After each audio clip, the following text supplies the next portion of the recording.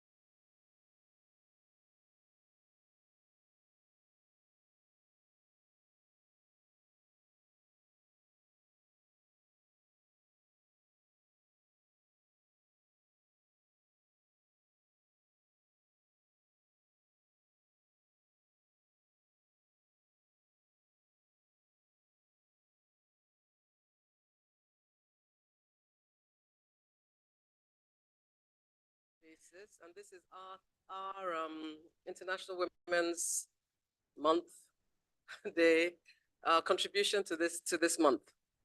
So the idea for She Rise is that we want to have an intergenerational understanding and conversations around the older, younger woman.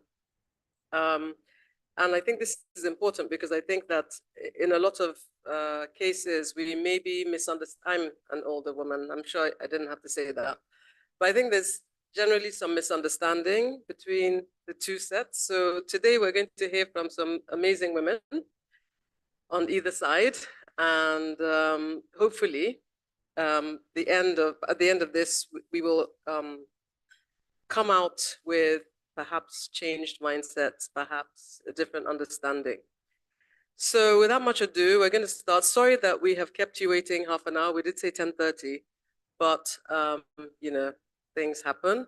So apologies for delaying the start. Thank you for spending your morning with us today. And to those who are streaming, we thank you for joining us also.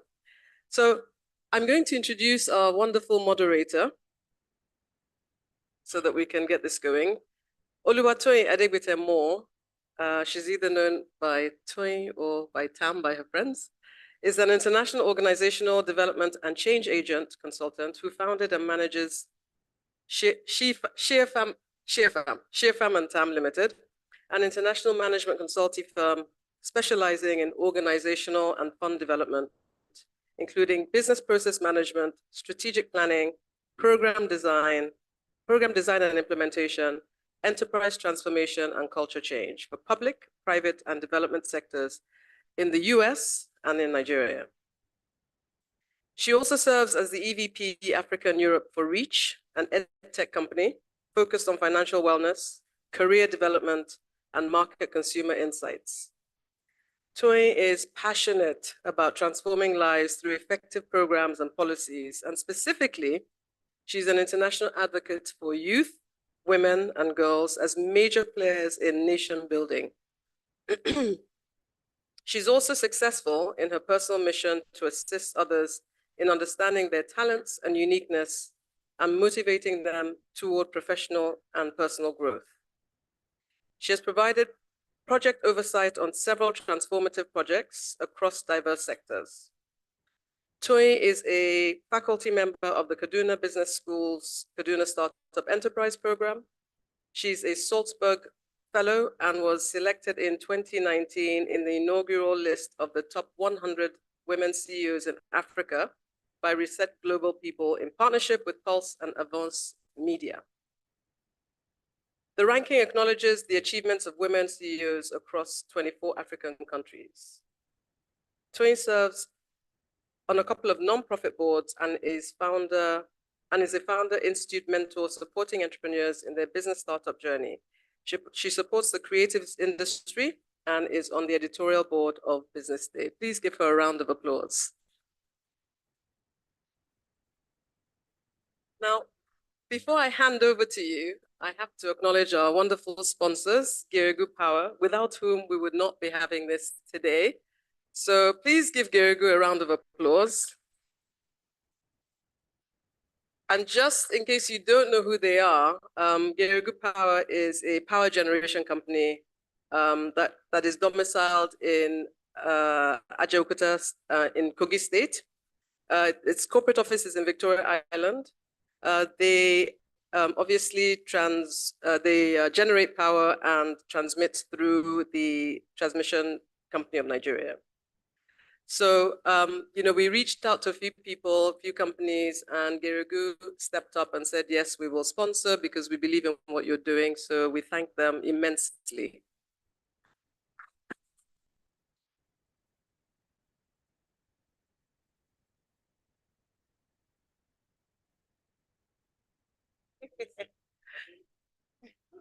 All right, good morning, ladies.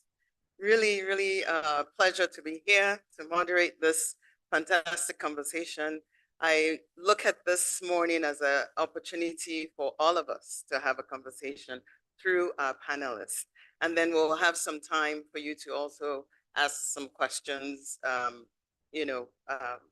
the end so that we can have some interactive conversation. So as they are talking, feel free to just, jot down some notes and questions that you might have after we're done having our conversation.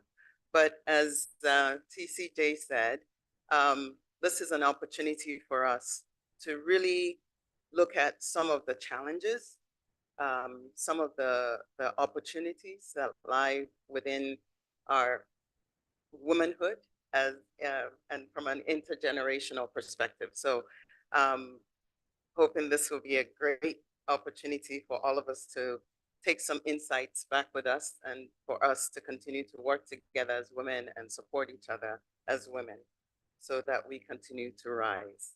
So without any further ado, I'm going to introduce Mrs. Amina Oyagbola, who is a lawyer, independent director, and global HR thought leader. Her career spans HR and transformation, legal consulting, banking, oil and gas, and telecommunications. She's the founder of WISCA, Women in Successful Careers, managing in successful careers. And she's also the managing consultant and also of a consulting firm called AKMS. And she's a partner in the Oyagbola Chambers as well. And she, I think, also serves as the chairman or chair lady for WISCA as well. So please help me in welcoming Ms. Amina Oyagbola.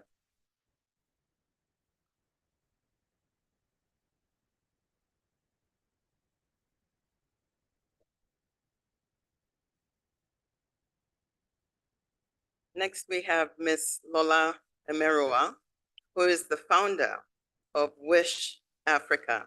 And I always, I used to get a lot of messages from her, and I don't know if it's my email that broke or, but I always look forward to getting some information from Wish Africa because it's really a company, from my perspective, that really tries to change the story about how Nigeria or Africa is being seen on a global level. And she's also an interior designer who has worked in the luxury business for over a decade. So please help me in welcoming Lola.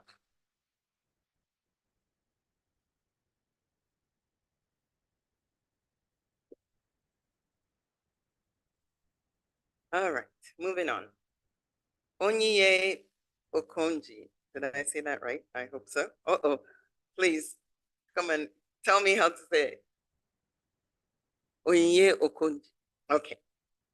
Is a prophetic business leader who has spent the last 5 years growing a series of businesses in the financial services, hospitality, catering, chief of which is Sycamore, which is a technology-enabled financial services platform dedicated to democratizing access to credit, and driving the growth and prosperity of SMEs and individuals in Nigeria. Please help me in welcoming Onyinye.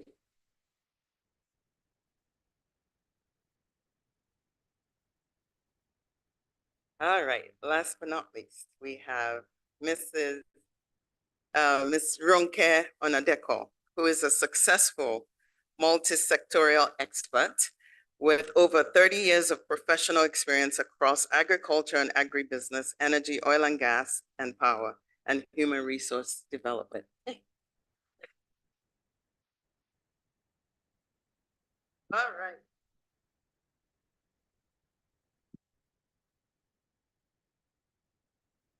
So ladies, let me start. So please, you can all.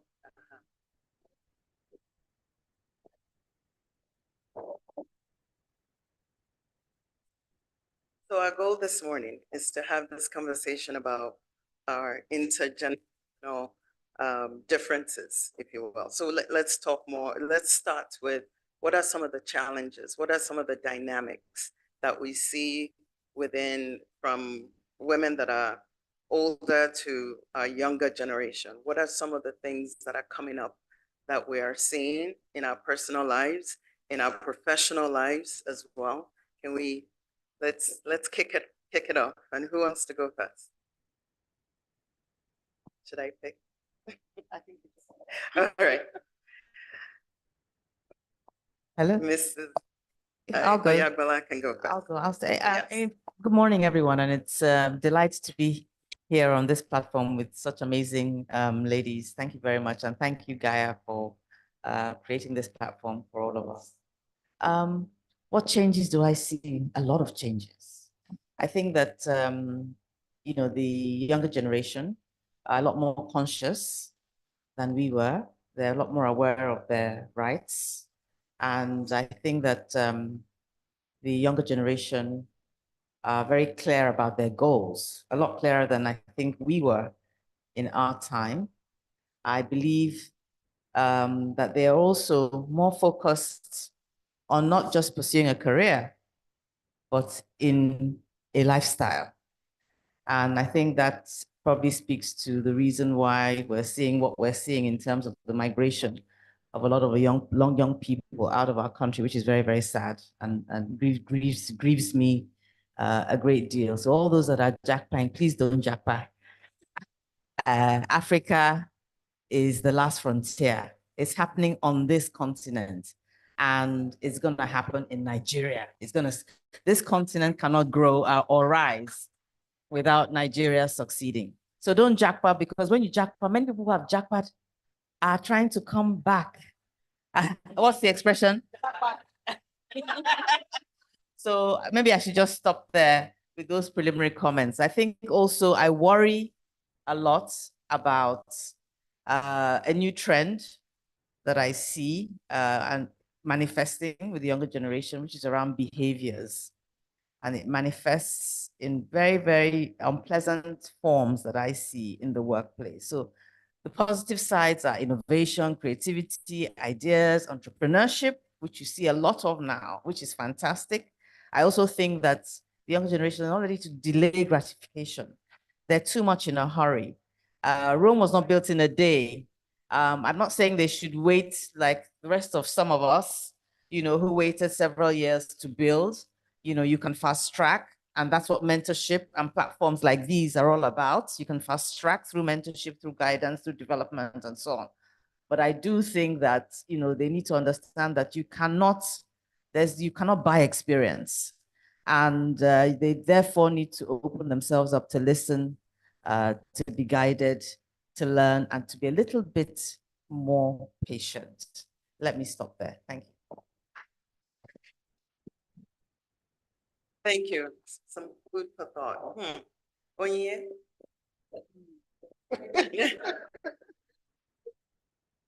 Okay, good morning, everyone. Thank you for having us, Gaia. So I think some of the challenges that we see in the workplace in terms of intergenerational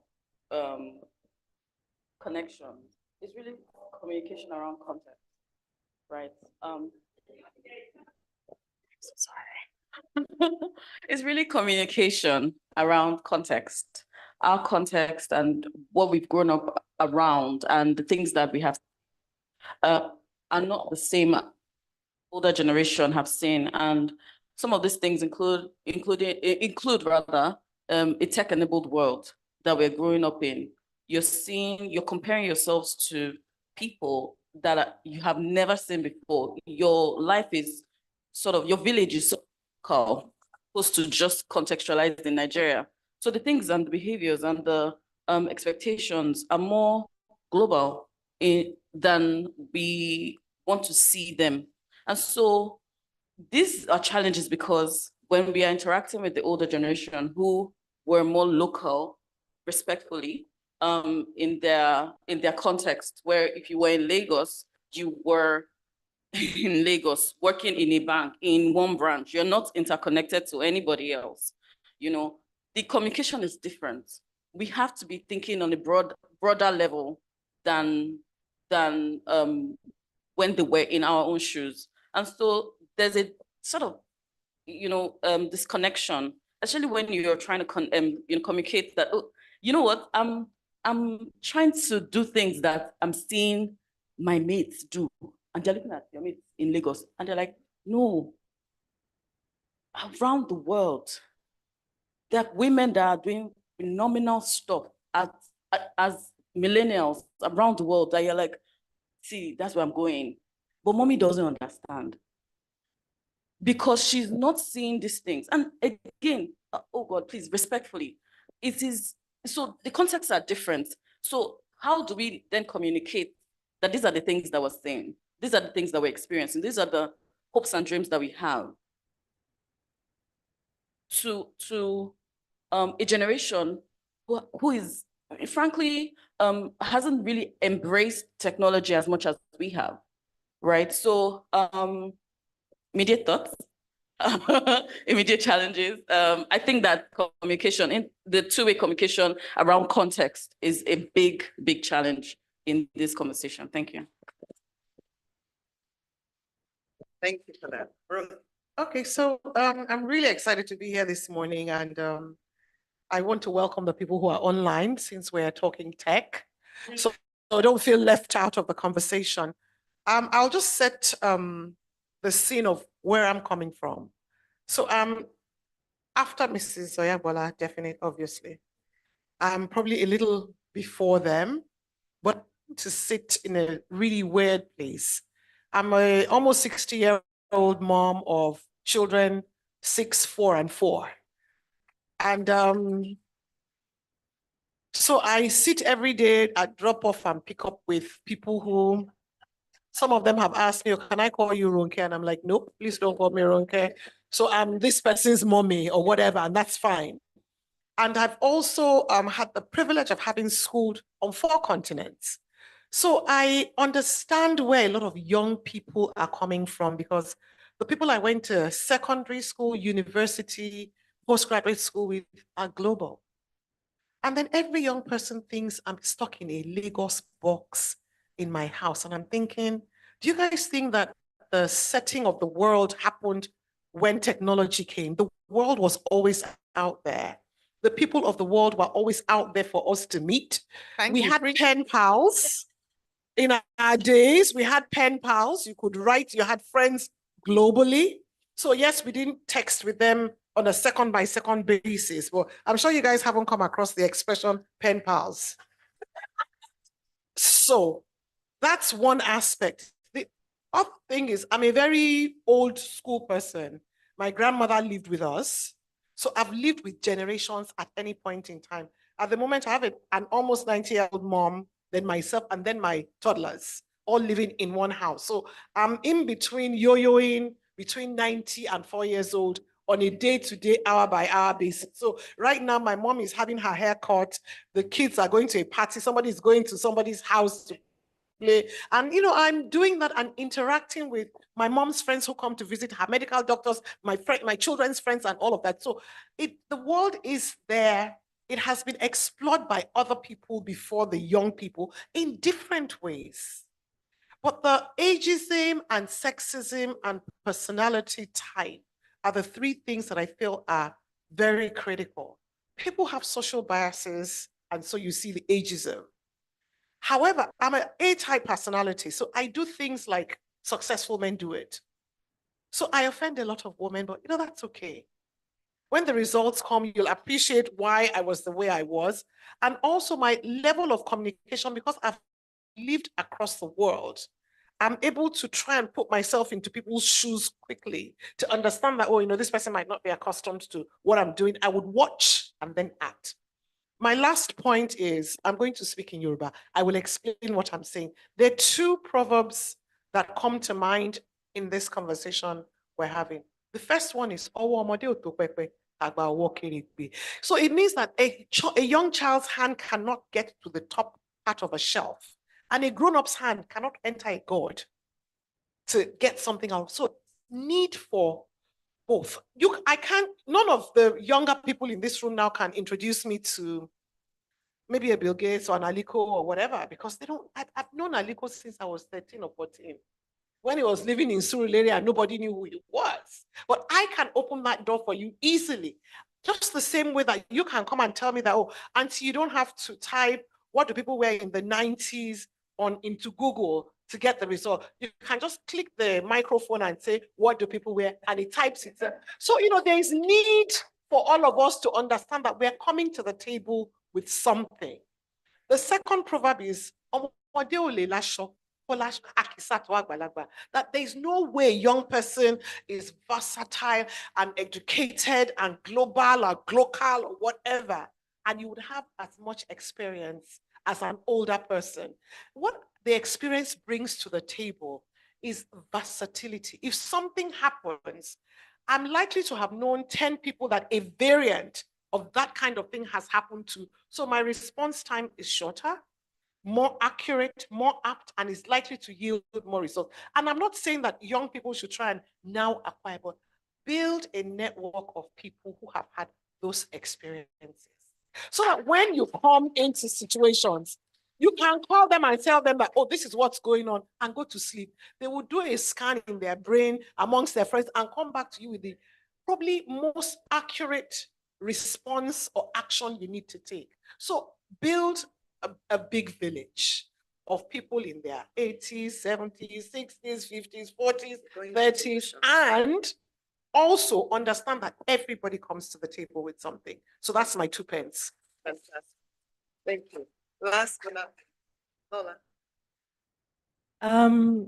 I think because we're in GAIA, there is going to be mirroring of personality types, I think. I think a type A, ambitious, well-networked, intentional person is going to be who we're all surrounded by. But I don't necessarily think that that is the norm in our lives.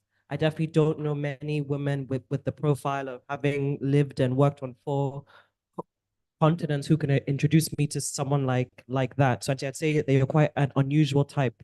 But in the workplace and in life in general, there's definitely a lot more of a reactionary and conservative and oftentimes unsupportive interplay. So I think that maybe those are the challenges that you're speaking to, and this is your own experience, maybe even within your own family structure.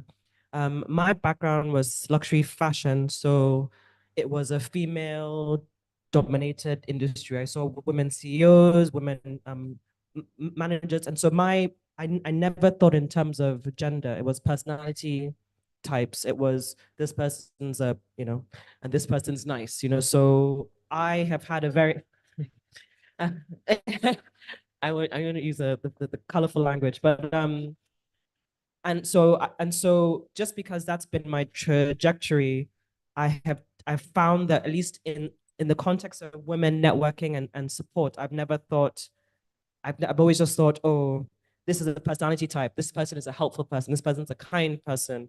I have, however, found when I have to interact with men that is where the issues are. That as an ambitious, hardworking lady, I have to be very careful how I navigate trying to seek a mentor that's a man, get help from a man. But honestly, if I'm honest, in the female ecosystem, I found it to be better than worse, actually. Really a nice segue into talking about what are some of the challenges that we find in our professional lives or in the workplace.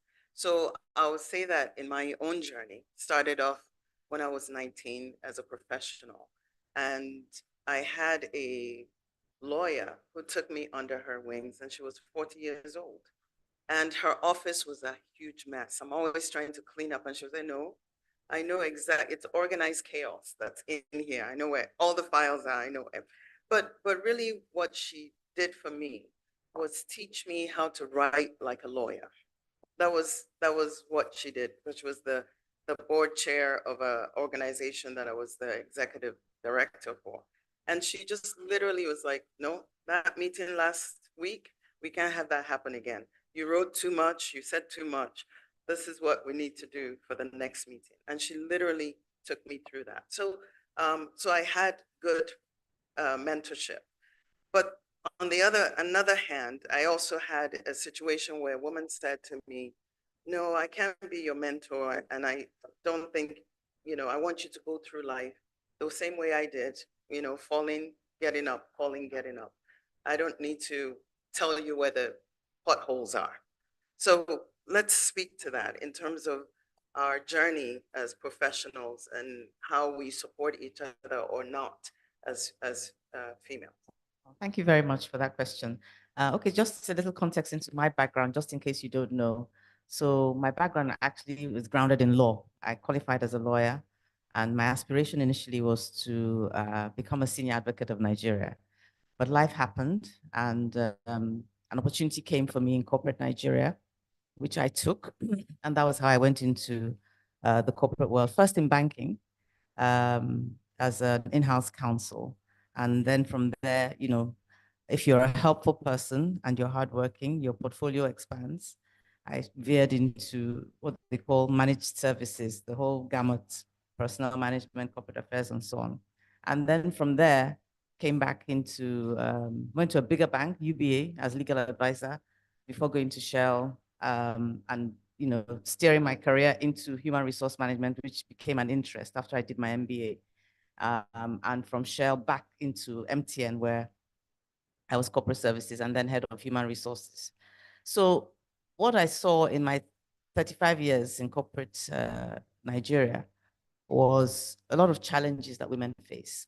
The most difficult challenges I faced were really in my child rearing years, when I had 3 little children and I was in a bank and I was at management level. So I had a lot of responsibility, and I was a single woman, the only woman in the management team.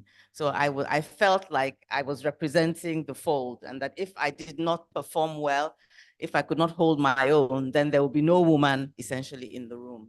But I have to tell you, it was extremely challenging. I was not living on the island. I was living on the mainland at the time, and workplace was on the island. And I had 3 young children, and I came very, very close to pulling out at a certain point when I reached sort of breaking point. But the only reason I stayed was because of the supportive female network in my sisterhood, my sisters. I'm lucky to have, I'm one of 5 sisters. And they said to me at the time, don't pull out, we'll support you. And my mom, I was also blessed, my mom was alive. So that formed that network.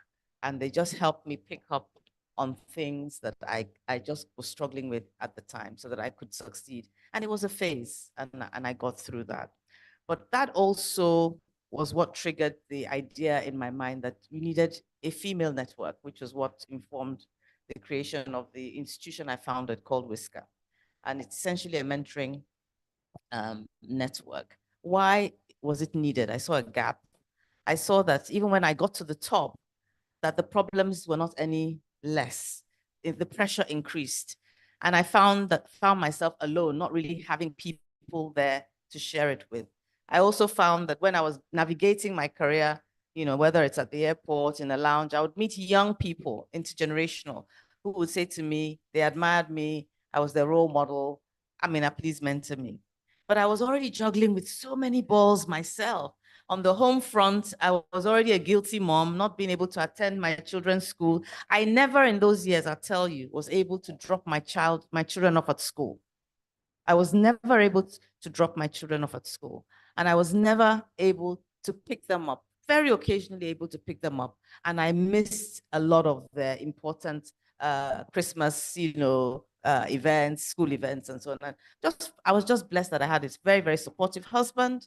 And as I said, my network of women around me. So I decided that, and I said to this, that it wasn't that I didn't want to help them, but I just didn't have the bandwidth. And I couldn't do it in an informal basis and be giving people my numbers, and then they'll be calling me when I'm in a meeting or when I needed to be somewhere, or I'm having the 5-minute window I have with the teacher in school.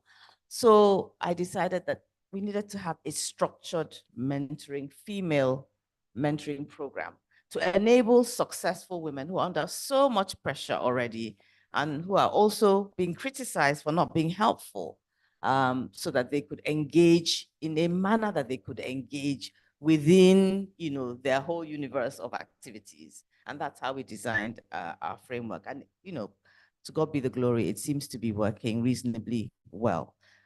So I believe I do not subscribe to that myth that women do not support other women and that women are not helpful to other women. Far from it. I would not be sitting here today without my mom, without my sisters, without my female friends. They're not the ones that help you with your children during those child years. If you're lucky to have a supportive husband, he is there, constant figure, cheerleader, supporter. But outside of that, it was my father. Yes, my father was very supportive, and my brothers in any way that they could, but they have their own lives, you see. So, so we need to move away from that narrative that women do not support other women. They do. But we need to ensure that, especially for career women, we need to create the framework for them to engage. And we also need to ensure that we, the younger generation, do not abuse the channels that are opened up to us. That is something that I want to speak about, if you would permit me, to say that, professionally, when women open their doors, a lot of women abuse it. So in Whisker, we have very strict guidelines around do's and don'ts, the things you can do during the mentoring relationship and the things you cannot do. The guidelines are both for the mentees and for the mentors. So the relationship is not one of, oh, come on, I need a loan, please help me. Or my mother is sick, please, can you send me money? It shouldn't be about that. It's a professional development, mentoring relationship to enable you to accelerate your career and to enable you to advance. And we should stick to that. If in the course of that relationship, you build a trusted bond and the relationship goes beyond that, then you can do, whatever pleases you. But if you abuse the relationship, it puts other professional women off from, subscribing to mentorship. I think, let me stop.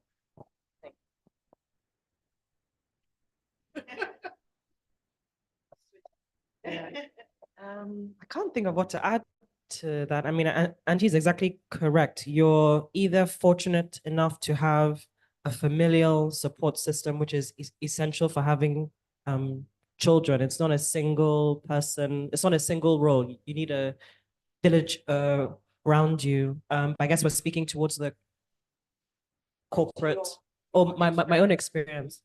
Gosh, I mean, there's a lot of women in my family. They're all wonderful. One of them's here today. We're all very close.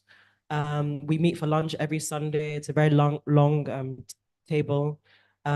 We also kind of had that system where my grandmother was a very strong figure. She would insist that my grandfather did certain things for his girls. So if you ever come for lunch at our house, the women are as vocal as the men, and there was never any minimizing ourselves. But what I was saying, that sometimes your own familiar experience stops you from understanding that it's slightly abnormal actually outside. So typically when you have gone to like another corporate situation or another social situation, I'd wonder why my voice was so high and most of the other girls that their voices were low. So that has been quite an experience for me, figuring out that my own upbringing was a bit abnormal to what is the norm and trying to navigate that. Yeah. Thank you.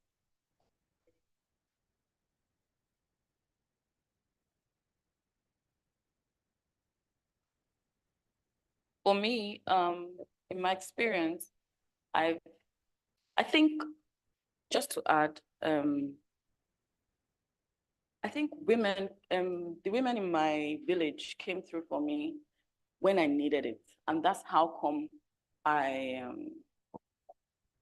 have that network now. So early in my career, early in my career, I didn't see the need for it. And didn't look in for it. I was just about, this is the work I have been given to do. I need to do it to the best of my ability, right? And I remember in the early days where I left my first job, and my next job was my former boss recommending me to the company, right? But that recommendation became the big break that I needed in my career that today. That's in terms of corporate. In personal life, you know, as women, we'll go through things. There's all sorts of, Ms. Amina has alluded to, just child rearing phase. I'm not there yet. I don't have any kids. But in the breakfast stages, when you are, Break it down. Break it down. Break it down. You have heartbreak. The other people that understand what you're really going through are other women. Because men cannot understand how deeply you feel, how intensely you have put yourself in a situation. And so women rise up. Even I have sisters. I don't remember, because they're all older than me and, they have their families and all of that good stuff. So it was necessary for them to stand with me and hold me down. Do you understand?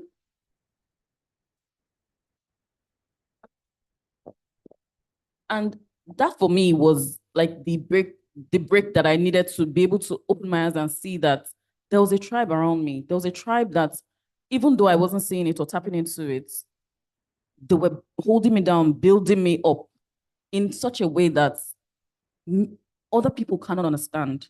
Back to corporate, I remember having this friend at work, and for me it was weird because just the job before then, I had one of those bosses, female bosses, respectfully, and she had broken me down. What type? Devil Wears Prada? Devil Wears Prada? Bosses? I played the fifth. And that experience broke me down because I went into the job wanting to just do well and just face my work. And I had to deal with, that drama. and I'm coming out from that. I went into another relationship with an older female in the office that healed me in such a way that I didn't know that I needed. She was my friend. It was like, how is it that, sometimes I'll think back and say, why did she become my friend? But there were other women in the office, there were other people, but I think that women would naturally gravitate to you when they know that you need to be held down. That is the kind of things that you get out of being in a tribe of women and in such a place as this, GAIA. All right, thank you. Thanks. I really want to encourage us to break it down. It's okay. We're in a safe space, and also those that are online, I'm sure they will have questions for us later. Really and truly, let's really talk about, let's go deep. So over to you, Ronke. Okay, so I'm just going to just talk a little bit about some of the things Onyinye talked about when she was talking about being held back. I saw Onyinye standing on Third Mainland Bridge about to jump into the lagoon, and the tribe holding each person to pull her back. And I mean, that's just the image I had. And the important thing for me about that is you will get wounded as a person. Men get wounded as people, women too. And there are healers out there, both for the men and women. Sometimes it's a woman healing a man, sometimes it's a man healing a woman, sometimes it's the same gender. But the important thing that I want people to take away from this is that you need to learn how to heal yourself, because there isn't always going to be somebody who is watching closely enough to know when you need the healing. So don't stay wounded till somebody comes to rescue you. It's one of the life skills that human beings you have to own: grooming, taking care of yourself, and healing yourself. I started coloring recently. I recently found out about adult coloring books, and my children are going through through the coloring stage, and I found out, we've moved from crayons to colored pencils. So I want them to color within the box. I want them to understand detail. I want them to understand shapes and following curves. So when life happens, you're not thinking you just have to go the way you normally, it doesn't have to be strokes all the time. Sometimes it's coloring the borders of the inside and coloring inwards. So the detailing of life is important for human beings to understand. And it transcends beyond coloring into other things. So my son would color, and what I do is I don't use my coloring book. I make photocopies of the page I want to color. I make 4 copies, and then when we come back from school in the afternoon, we all call, and they come and peep to see how Mama is doing her own. And then somebody would have started the jaga type, and then they would see my own, and you see that they get a little neater and a little more detailed. Or sometimes they want to color a whole space yellow, rainbow coloring, and then they see that I've phased mine. And so, you learn these things through different types of activity, but we need to learn how to soothe ourselves, heal ourselves, because we are the primary carers for our souls. So if you are waiting for somebody to come and rescue you, hopefully you'll find. Sometimes you won't. So I think it's one of the life skills that you have to acquire and teach women around you and teach your children. They will be abroad, you'll be in Nigeria. Something happens, there's only so much you can do via text or FaceTime or whatever. So it's something that we need to process, we need to understand and find the things. I'm a comfort eater. But then on the other hand, I cycle and I walk and I run because I know that I comfort eat, and I'm going to comfort eat probably till whenever. So I had to look for the antidote to my comfort eating. So now coloring is giving me that same kind of feeling I get when I snack.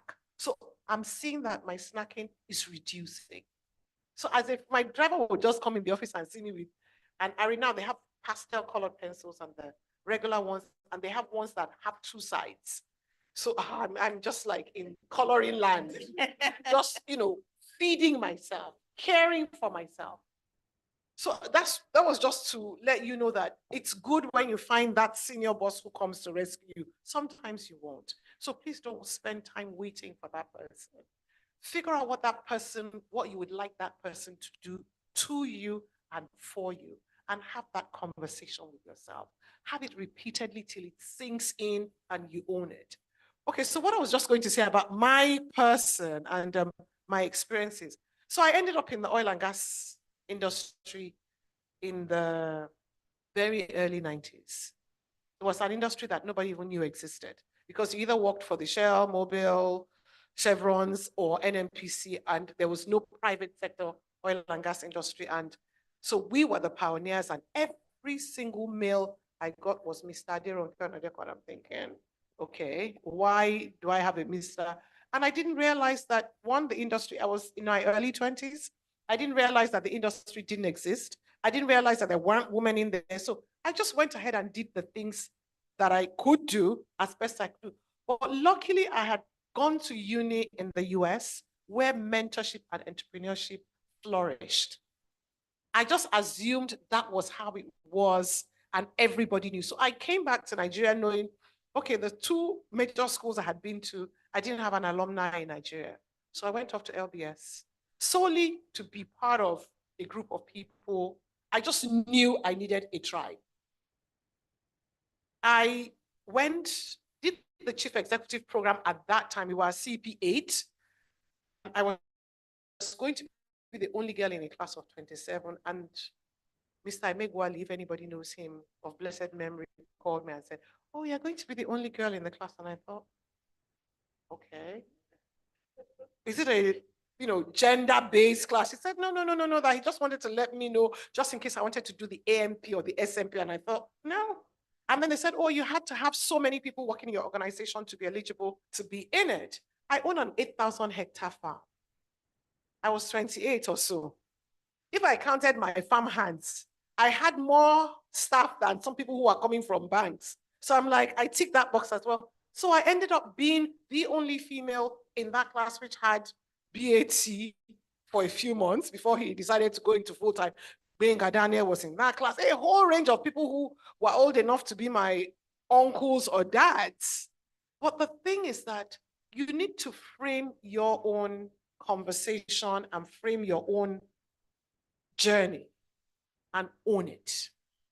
There were all kinds of wild messages, dirty jokes. I just pretended I didn't understand. So they used to think I was a baby, she doesn't know. Then somebody would throw a piece of paper, they've written a dirty joke on it. Sometimes if you land on my table, I would open it and see it, scrunch it back and send it to the next person. And after a while, they began to take care of me. I didn't try to become one of the boys, I was me. So let's be true to ourselves. Let's not try and be the image of, this is how corporate women who are around men should be. And I find that we expend a lot of energy doing that. We are creative, intuitive people as women.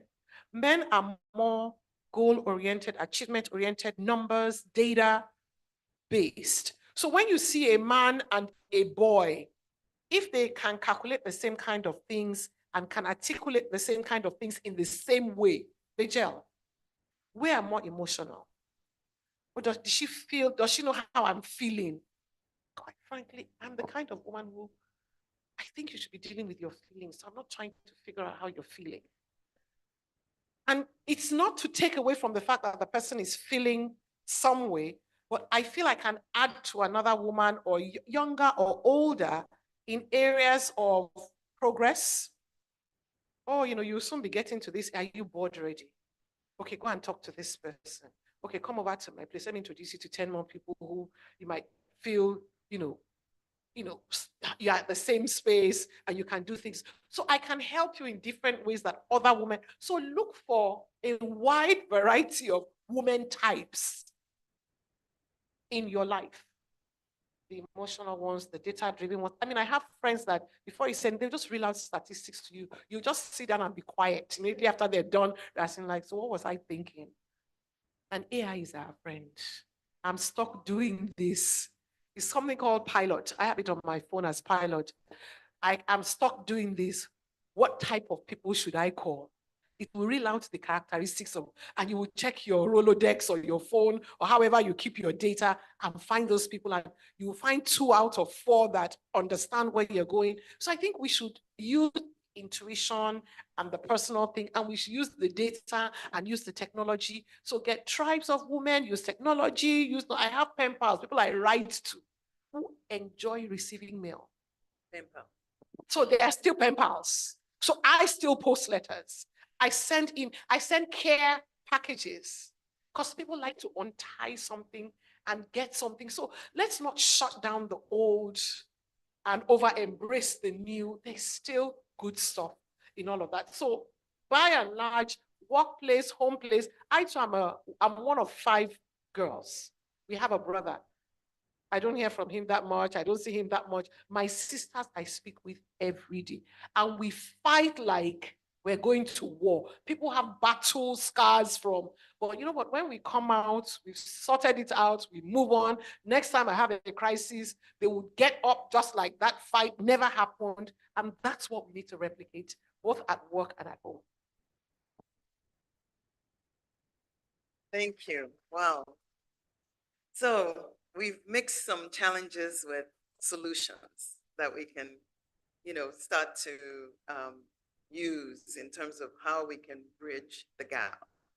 I also I grew up in an intergenerational family. I met my great-grandmother, my grandmother, my mother, and then us. I was telling the ladies yesterday that my mom was Margaret Thatcher. She worked as a nurse in a military hospital here in Ikoyi and, Yaba, and retired from that.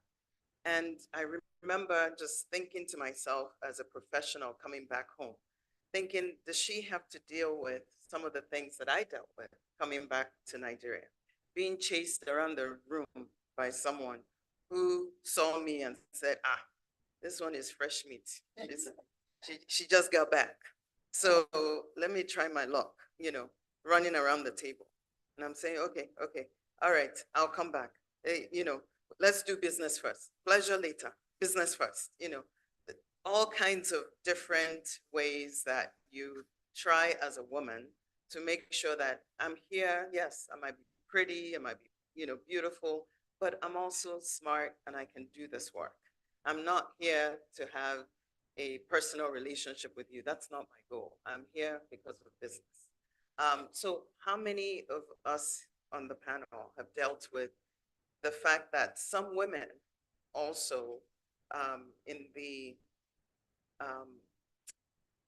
in their ability or in their way of wanting to climb up the ladder, let me use that word, have also pushed you as a woman forward, almost as the collateral for where they're going. So, and I'll, again, another example, I have a auntie that, introduced me to someone that I thought I was going to do business with. And I was going to help this person because, I do organizational, transformational things, policies, procedures. So I thought I was helping this person with their organization development needs. Only for the person to say, oh, come to my house. I said, come to your house, how? Why am I coming to your house?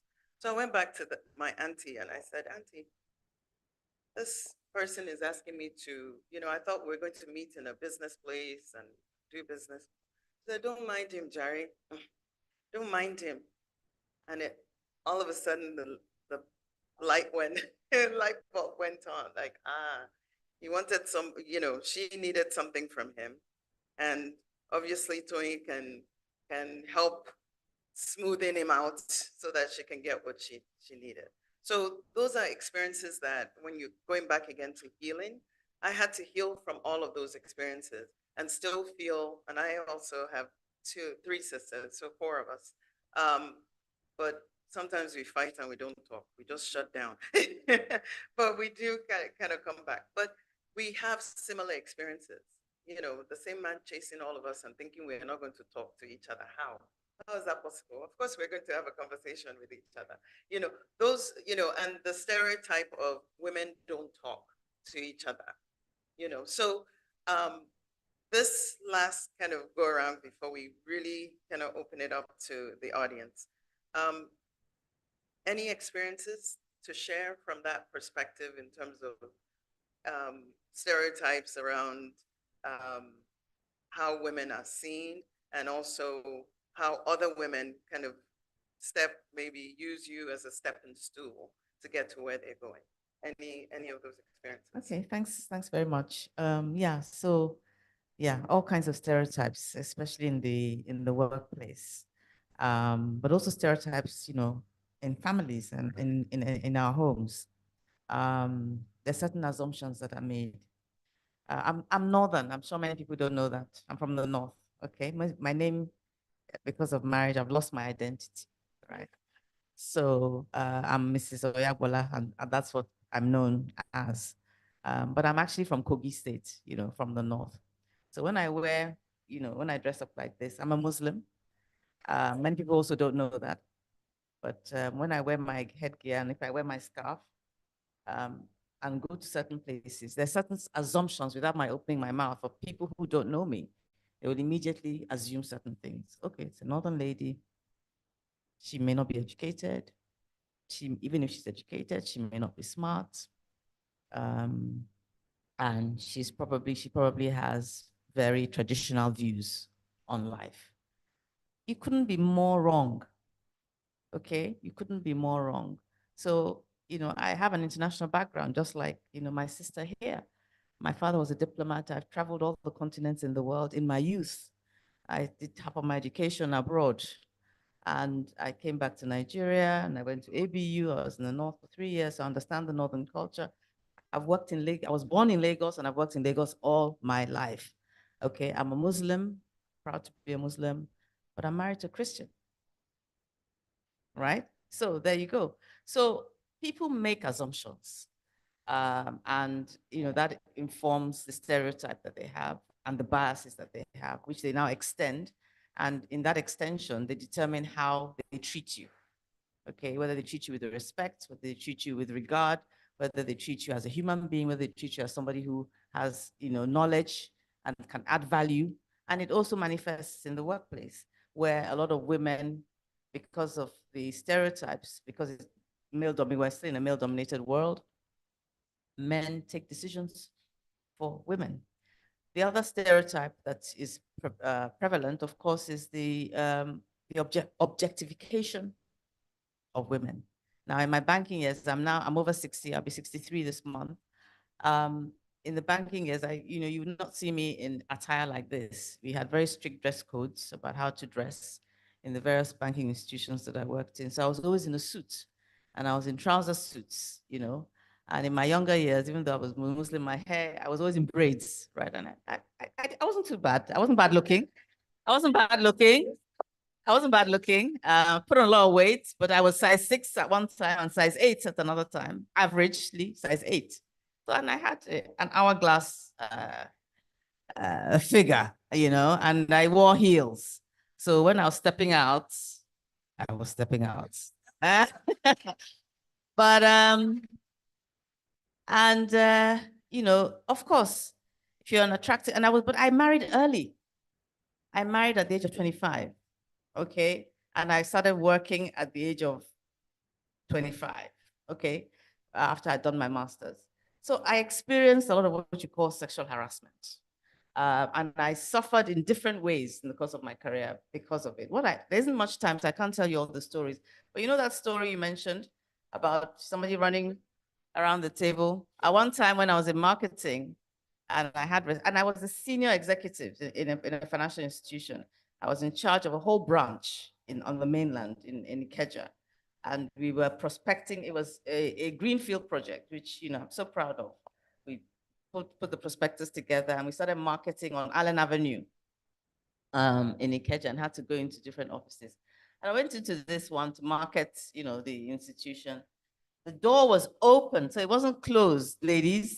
The door was wide open. This was the reception. The entrance door was there. And the CEO that I was talking to with the marketing proposal, and I looked respectable. I didn't look like I was going to a disco or anything like that.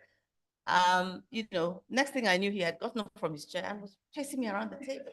You know, I didn't even have the opportunity to say, hey, guy, I'm here for business. I just had to leave, get out of there, you know. And even inside, you know, corporations, I've experienced, you see, there's this, what I would call disdain. I think that's the right word for women, where men assume that, not all men, because my husband is a man and I have a son and I have a father, and these are very respectable. They're very decent men, but there are some men, unfortunately, out there who just assume that women are playthings and that, you know, they should be grateful that a very wealthy man has looked upon them and wants to improve their lives and take care of them. But what I will say we need to hear here, since this is an intergenerational conversation, is that how you carry yourself as a woman is very important. I did not carry myself in a bad manner in that situation that I described, But what I learned from it when I got back to the office was to call my team members together immediately and to say to them, no single woman should go on any marketing call going forward. That's not, so you have to, it's risk mitigation. It's a risk management plan. And then because I used to travel a lot, be in hotels a lot, I had very, very clear rules about what I would do and what I would not do. I would never agree to have a meeting in a room, even if it's 5 or 10 of us going into that room, because most of the time I'm a single woman in the room. Why can't we have the meeting in a meeting room? Why can't we have the meeting in the reception? Why can't we have the meeting in the lobby? You know, so rules like that will protect you from exposing yourself to unpleasant situations such as that. And whenever, you know, I've been in a situation where gentlemen have taken the liberty, I will never also forget in another place where I was in a lift, just to show you that no space is safe, all right? I was in a lift, an elevator, inside an office building. I was a senior executive of that institution, okay? And the lift was full with people, right? And I'm standing in the lift and people are behind me. And I didn't even know all the people who were behind me. And the next thing, a gentleman is tugging my hair in the lift. I mean, what is that about? You know? So I turned around and looked at him. You know, as I say, if eyes could kill, you know, from head to toe. Say, you know, I didn't utter a word. I just looked at him. And then I came out of the lift. But what was interesting was that we were both going, I didn't know this gentleman. I'd never met him. We were both going to the same meeting. And he did not know. And it was when we got to the meeting, he became very, very nervous because I was a senior executive going into the room. And so after, I didn't say a word, but after the meeting, he ran after me because he wasn't sure whether I was going to expose him. To apologize and to say, but I seized the opportunity to say, you know, please explain to me, you know, what was going through your head at that time when you did what you did, you know, and he just kept apologizing and begged me not to tell our mutual boss about the incident. So comport yourself properly, and manage yourself, protect yourself from spaces and places that will put you in harm's way. One last story, which I think you'll find really, really interesting. I was looking for a job in the early years of my career, and I was invited to an interview. And the interview, it was a multinational. The interview was being managed in a hotel in Lagos, and Eco Hotel to be precise. So in the evening, when I was called for the interview, I'm very close to my husband. We're friends, we're partners. So I told him about the interview and he said, first of all, he said, 7 o'clock? Why are you being invited to an interview to pick up certain documents to do with the interview process at 7 p.m.? Let's go. So, so we went together and I got to the reception. Of course, the person who had invited me did not know that I was accompanied. And I called the number. I was told to call at the reception. Say, well, I'm here, blah, blah, blah. I said, oh, please come to room so and so. So, you know, I was tempted to say, but my husband said, let's just flow with the process. Let's flow with the process. So we went to the room and knocked on the door. And when he opened the door, there I was with my partner, clearly. And it wasn't an old man. It was an official of that institution. The institution was unaware that he was abusing the process in that manner. So you see, all kinds of, you will face and confront all kinds of things, you know, in the course of your career, which is why it's because of incidents like this that many men, you know, married men tend to say to their wives, if they can afford to provide, say, don't worry, I'll give you money to set up, you know, a business, just so that to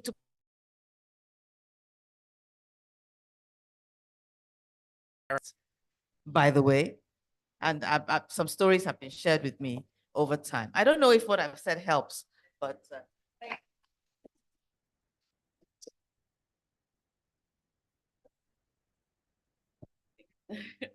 I was just sitting here and thinking about certain times where I'll sit in an interview, but on the interviewing side, because I co-founded this business with 2 men. So we'll be on this side and someone will walk into the interview room and immediately just assume that, who can she be? So they would, turn themselves to face the men, and I'm asking questions, but you're answering the men. Like you're acknowledging them and disregarding the presence of a woman. And one of the good things is I work with, rather, he for she's, right? My 2 partners, Tunde and Maiwa, big ups to them. They would divert the conversation back. Oh, she was the one that asked the question. Please do, because we have experienced such in a lot, a lot of people do it. And I think it's a sort of microaggression. It's not something that I think people do on purpose, but it's something that's so subtle and so subconscious that you just do it. But if someone says, but why? You'll be like, oh, but I didn't know. I didn't do it on purpose, So we catch things like that and sort of rectify there and then, that's okay, answer the question that was asked you by a lady, not us, And so for me, I think that with such, I don't have experiences of running around the room. I wish I did to add to this. I don't think it has. I think it's different. I don't know that it has actually, but because of where I operate in terms of the people, the senior stakeholders in the business are the board members. And so we don't really interact with them that much. The interactions that we're doing are with partners or with more junior staff. So it's those microaggressions that I see and I'm just like, okay. So one of the things that I have done, because in my experience, I have been blessed to be supported by women, as much as I have, experienced some interesting women. I created a community where the women of Sycamore can sort of converge and talk about things that are outside of work. 2 nights ago, we had a movie night and we just were in our PJs, drinking and having a good time. And then after, we just had a conversation around things that were bothering them. And it wasn't really around, my KPIs or my appraisal or the professional thing. It was just a community where, because again, I had it in as individuals in scarcely, I had it scarcely that I was supported, right? But strongly, right? So I decided that this is something as the sole female founder, I would support with my entire energy, where if you need a safe space to be, a safe space to talk, you don't have anywhere to go. I will lock my office door and I will drop what I am doing and cry with you for 2 hours. I'm the empath. So if you're crying, I'm crying, right? If you have something to say, I will listen, right? Because I don't know where this lady in particular in this situation is coming from. I don't know what it is that she's going home to meet. I don't know if she has the support outside of work. So if I can, I will create that environment where you are safe here to talk. However, if your own performance is not happening, I will be the one to call you first and tell you what it is. We cannot work together again. Is as cordial as it gets. But if you need that support where you are, in the environment, to have a safe work environment, you will get it here. Thank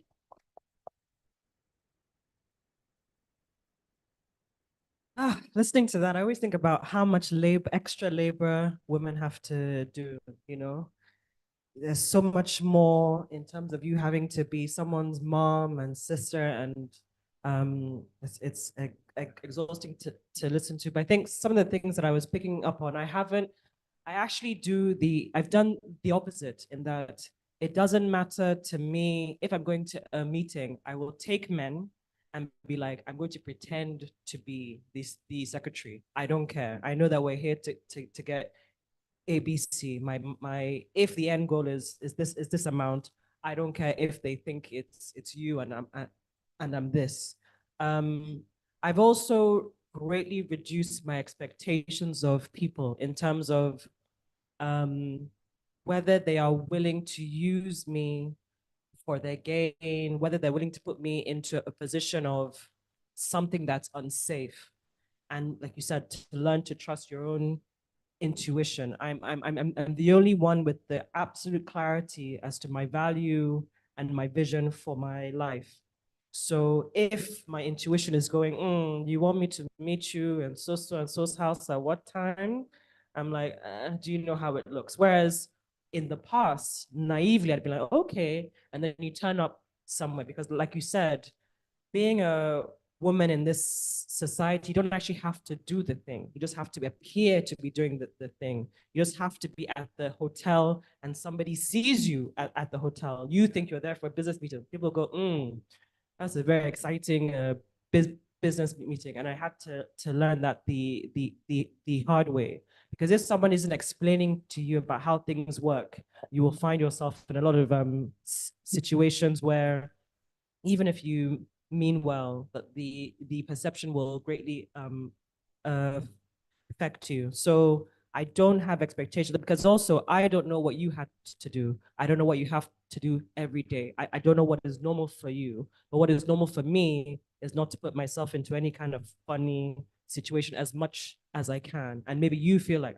this is the way it is. So yesterday we were talking about I had some guys over and we were talking about the Me Too movement in the music industry and how for a lot of these people who come from lower economically developed backgrounds, they maybe they felt that they had to do that. The parents felt like, well, every actress, every musician, you have to go to his house, hang out, and then next thing you know, you're a superstar. And for some people, actually, they're like, well, that's not actually a big deal. I have relationships with men and nothing happens but heartbreak. So let me have this relationship over here where I will become something. So I don't judge. It's just what is comfortable for me, what will sit right with me. But truly, some people will put you in situations and they don't know that you're putting you in a situation. So the self-regulation and your own clarity is the most paramount for me. And it's interesting that we keep on kind of there's not that there's no problems with the female, but it's like we always go back to the problems are the men. The problems are the men. So it's so interesting to hear that. And how can we create situations whereby if you don't have a supportive husband, what female characters I mean, I'm not sure if you would have been as safe if another girl had come. I probably wouldn't have come for that meeting. Wow. Okay. As you say, self-regulation. I would have said to myself, 7 p.m. doesn't make sense to me. Exactly. And I'll give up that opportunity. Yeah. Because in the end, the money is majority held by men. The decisions are made by men. So you're trying to always navigate, I want this contract, I want this job, I want this thing. And it's like, this is it. If you want it that bad, this is what you're going to have to do. So the gatekeeping is so heavy. And then but are you ready to sell your soul? No. But just to pick up on what you had said before in terms of the delayed gratification, in my own personal life, I've struggled with it because that's always the pushback. It's almost like, oh, you're too ambitious, your plan is too big, calm down, slow down. And I'm like, no, I have the energy now, I want it now. And also, I mean, I'm told I think about it too much, but I think about death very often. So I'm always balancing what am I quickly trying to do now in the event that, because a friend of mine got into a car accident 5 years ago and lost mobility in most of her body. So I'm always thinking about what is it that how am I saying? Can I get away with accelerating this thing now? What is it that you can't see that I can see, So it's an interesting one because whenever I hear it, I feel like my persona and my ambition is being smalled, actually, you know, because I feel like, oh, it was what I spoke to when I was on a roundtable with your sister, that her ambition, people kept on saying, calm down. Why do you want to build a plan? Just calm down. You know what I mean? Like your ambitions is too high. So that's always how it makes me feel. So it's just to speak to that.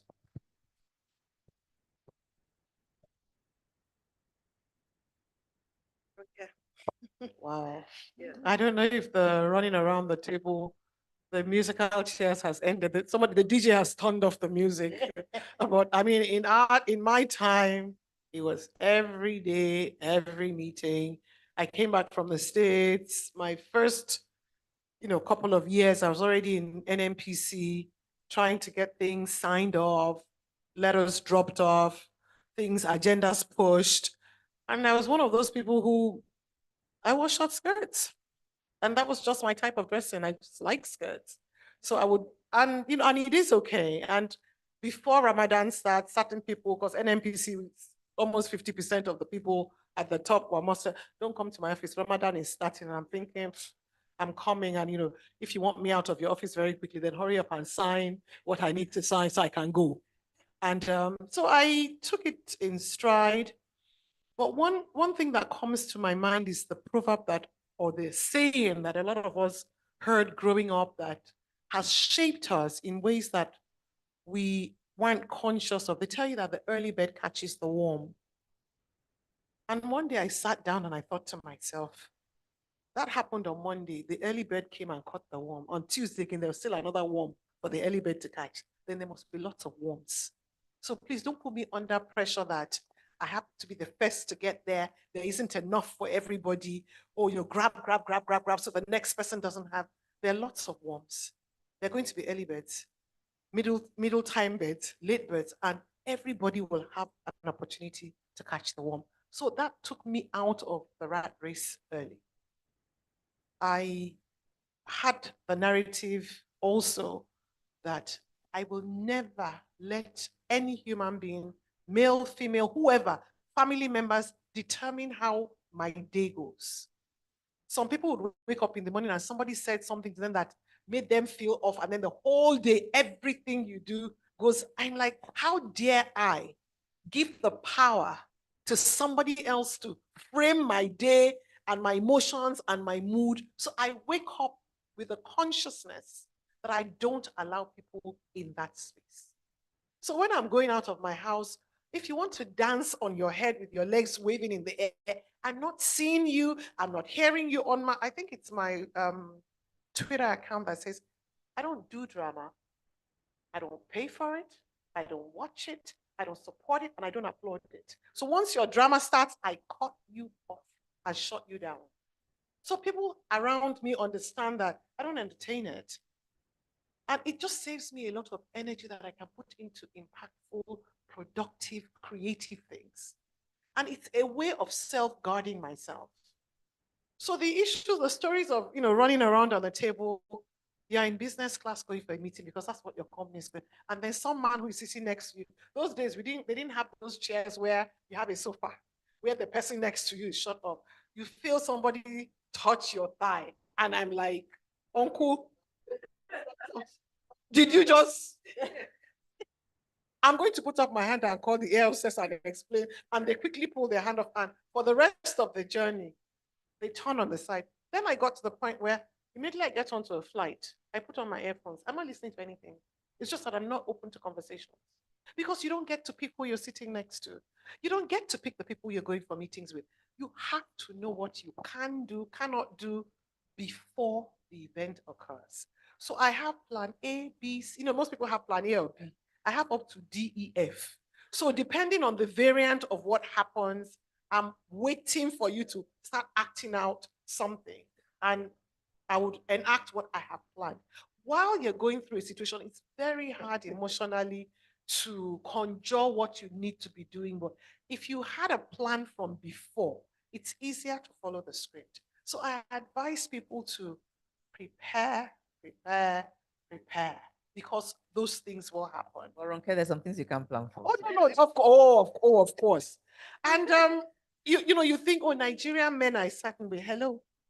It's everywhere. Men have an antenna out for things they consider risky, sexy, fun. And they're just waiting for you to look something close to something that their mind has conjured up for them, and they will just see you in the role. So you might be in a meeting and the person is seeing you with suspenders and stockings, climbing up and down a pole. And here you are in a suit, dressed properly. Well, that's what this person is saying. And you can't control their minds. So prepare yourself for the inevitable, because it will happen. The last thing I want to say is that it doesn't happen just in the workspace. Recently, I had a survey that 7 out of 10 women have been sexually harassed, abused, exploited, family members. And I thought, okay, family, it can't be the dad. Okay, so we're hearing some stories that the dad, it's usually a cousin or an uncle or somebody who is your parent or brothers. So if we are that exposed, not just at work, how are we raising our daughters? How are we grooming our children?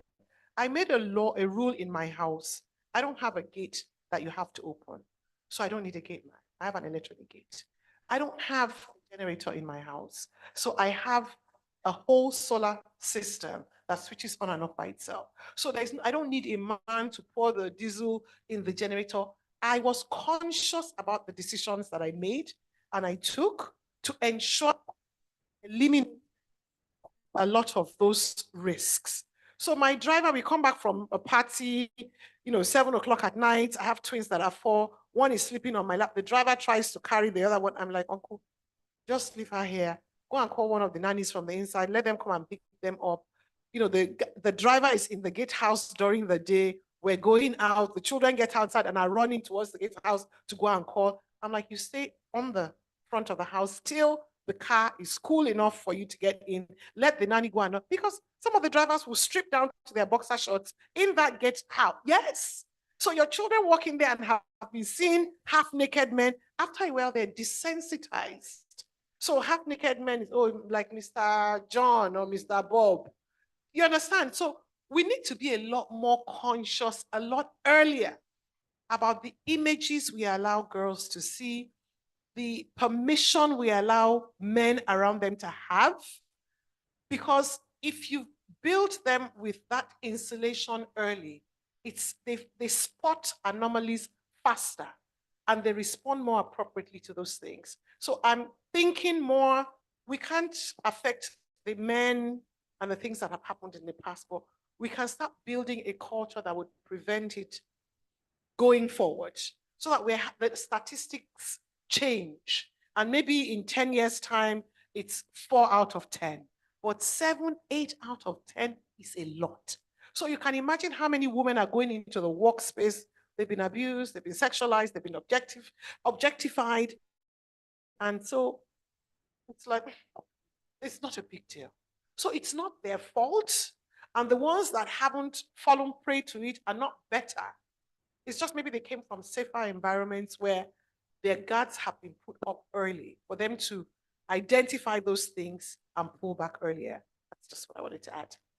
Thank you. Please give our very esteemed panelists a round of applause, please. So now, another favorite part of mine is the question and answer. Any questions from the audience? And also, if we have any from online, please, this is the time. There's a hand up.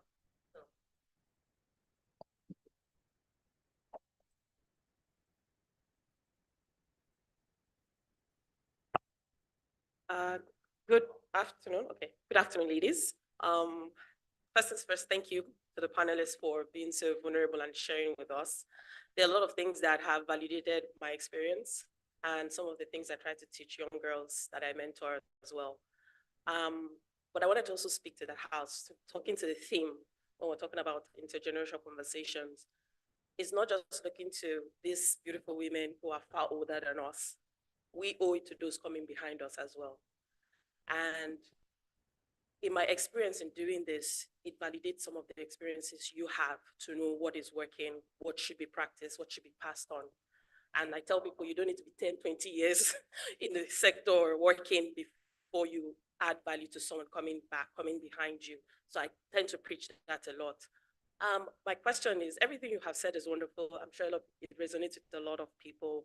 And I'm a woman advocate, cervical cancer advocate, everything. So all those things, it was really validating some of the things I've observed.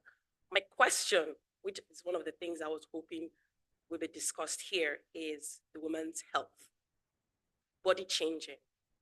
You know, I tell people that our generation, the millennial and the Gen Z, there's so much, I don't know the right word to use. Our bodies are flogged more in these times.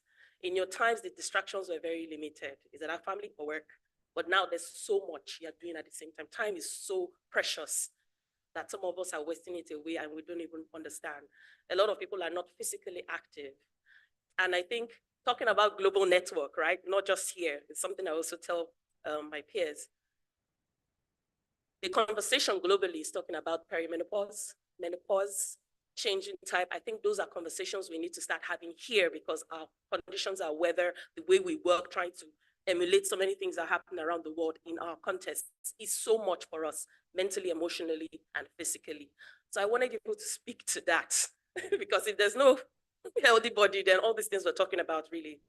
So that's my question. Thank you for your question. Should we maybe get some of the questions and then we can answer? And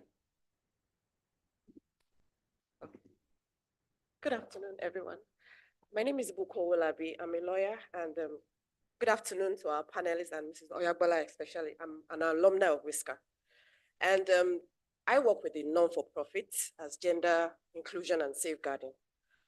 My question goes to, when I started there, I'm a year in that organization now, and I'm coming with the aura of being mentored properly. And coming from a background of, I'm the only girl in my family. So I wasn't, I wasn't aware of most of the things I discussed here today because I had a father who literally was the one who groomed me as a lady. My mom was a force. So my father would sit me down and say, no, you sit like this as a lady. You talk like this as a lady. So I went like that into the workspace. So I didn't even know the difference between the male or female gender. But my first exposure into this biases was where I presently work. And coming into that space, safeguarding for them was, I'm here to protect the women.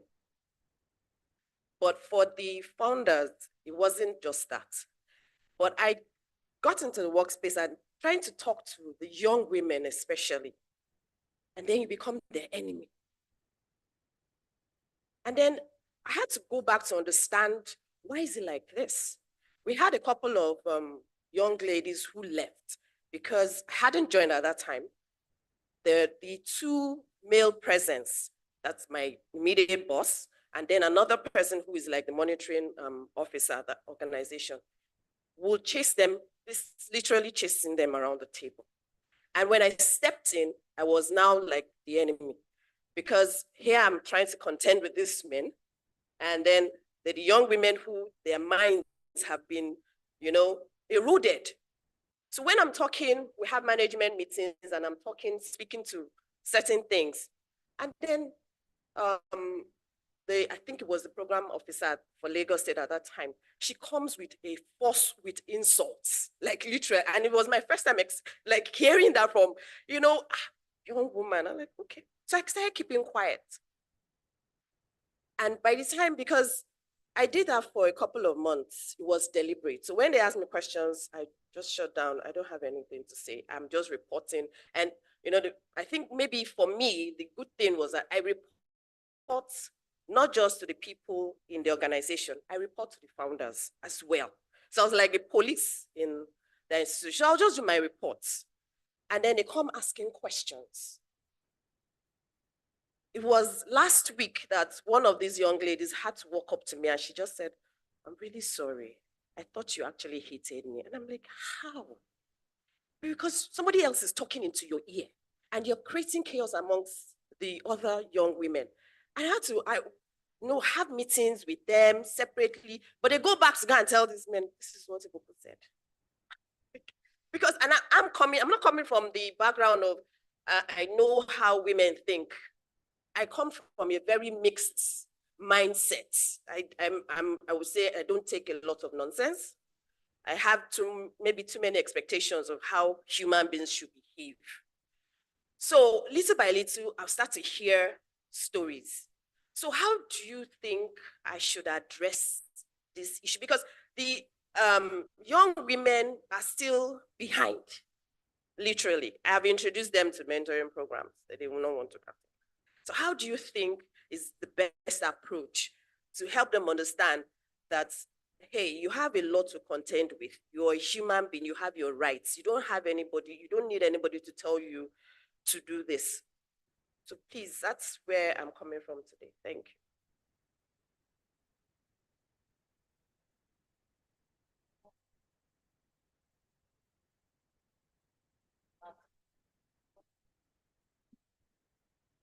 Interesting Good time. afternoon. Thank you very much. My name is Folake Kufuido. I'm a physician, nonprofit founder, and I guess soon to be a startup founder. And I'm going to connect with you because I'm actually about to launch a women's healthcare community. And I visioned something beautiful and a safe space, and I hope it comes to life.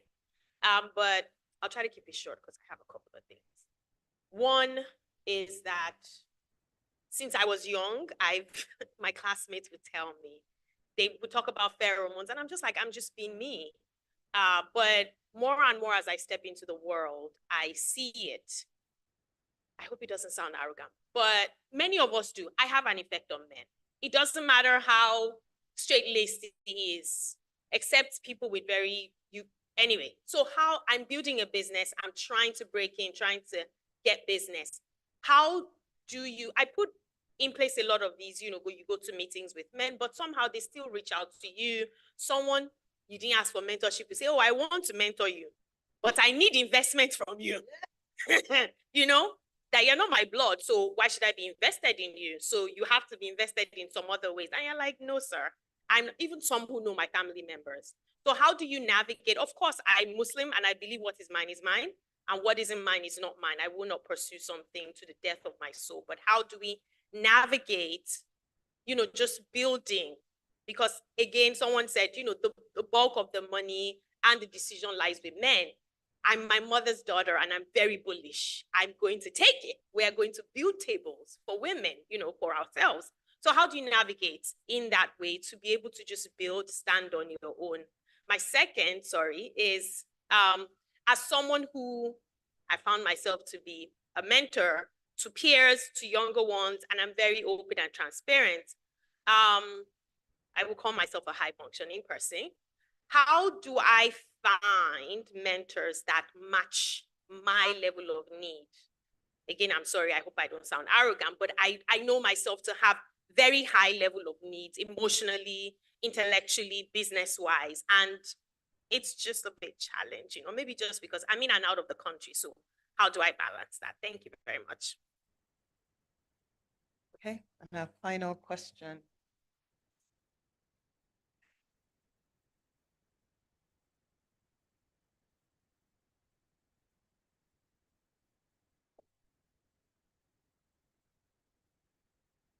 Good morning, everyone. Sorry, I can't get up. I have very high heels here.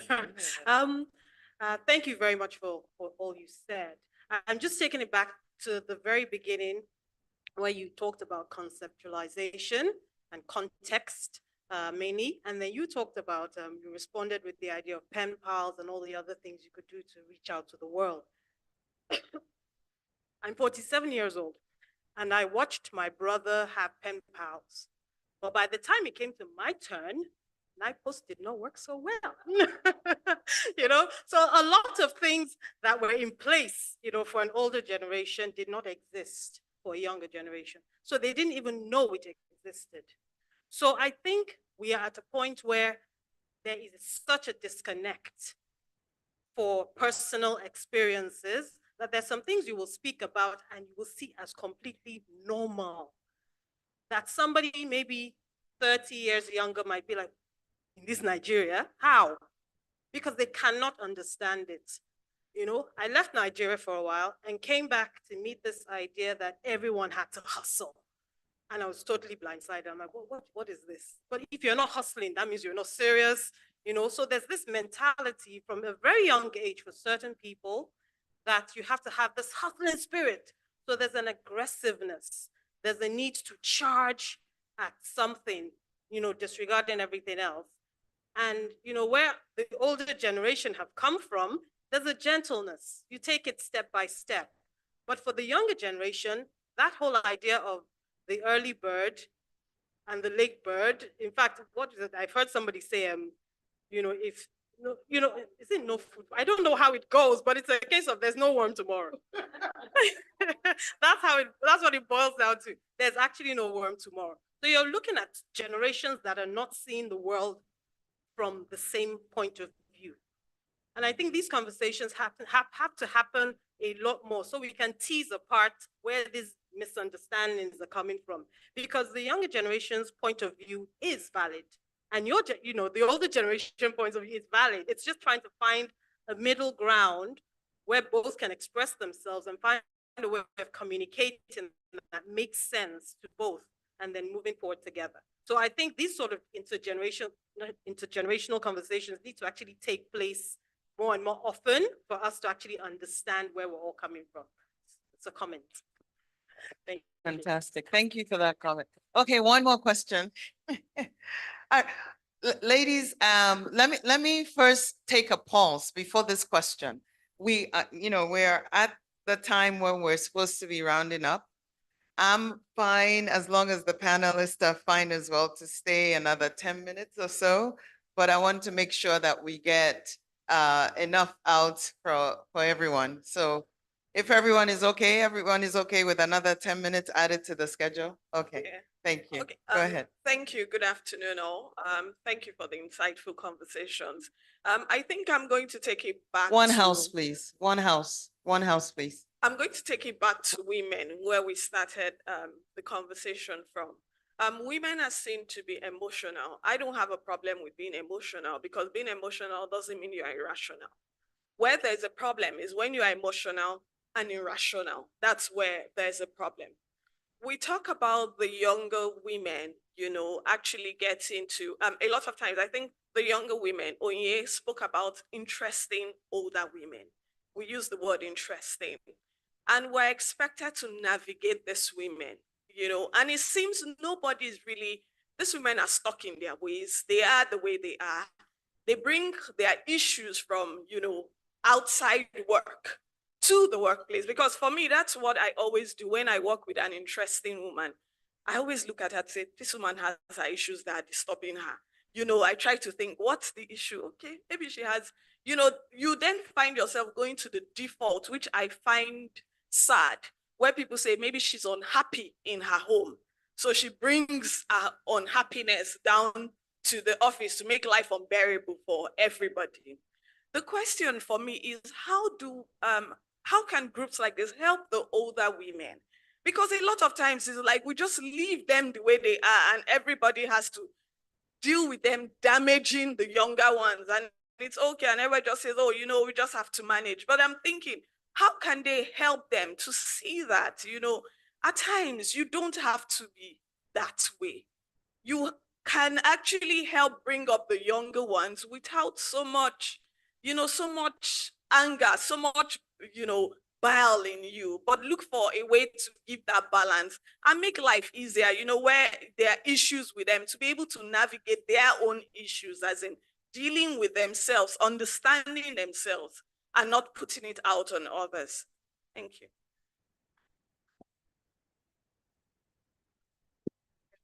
All right. Hi. Okay. Mine is not actually a question. It's more of a comment. My name is Obafe Kevin Luther. I also happen to be in a very interesting position. My cousin spoke about how we have very intergenerational family.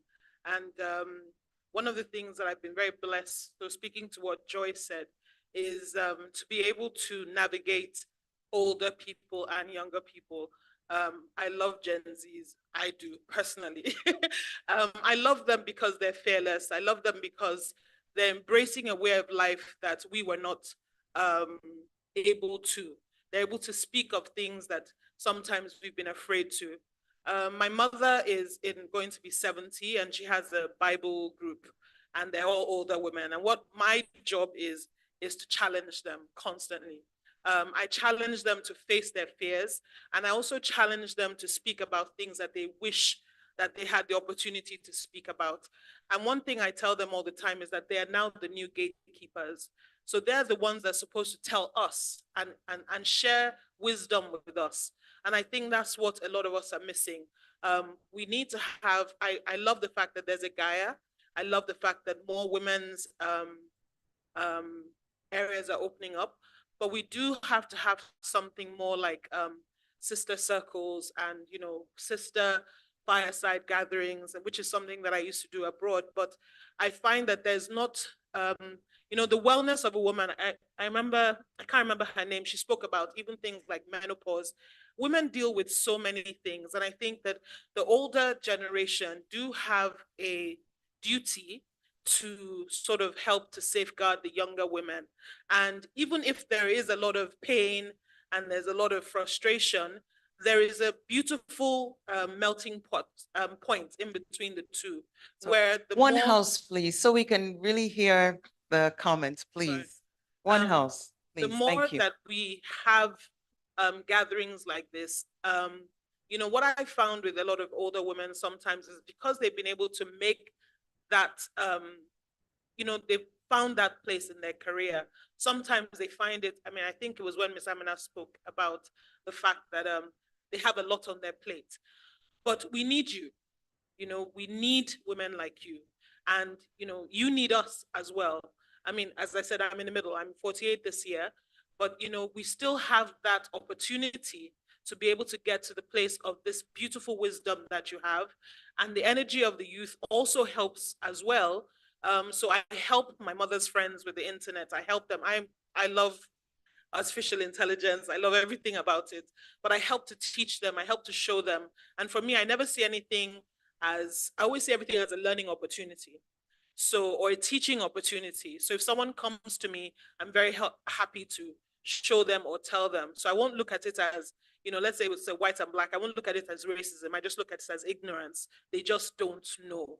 And I think that that's how we need to look at things. Even if you get into a situation, it's not that that person doesn't like me, it's just that they don't know me.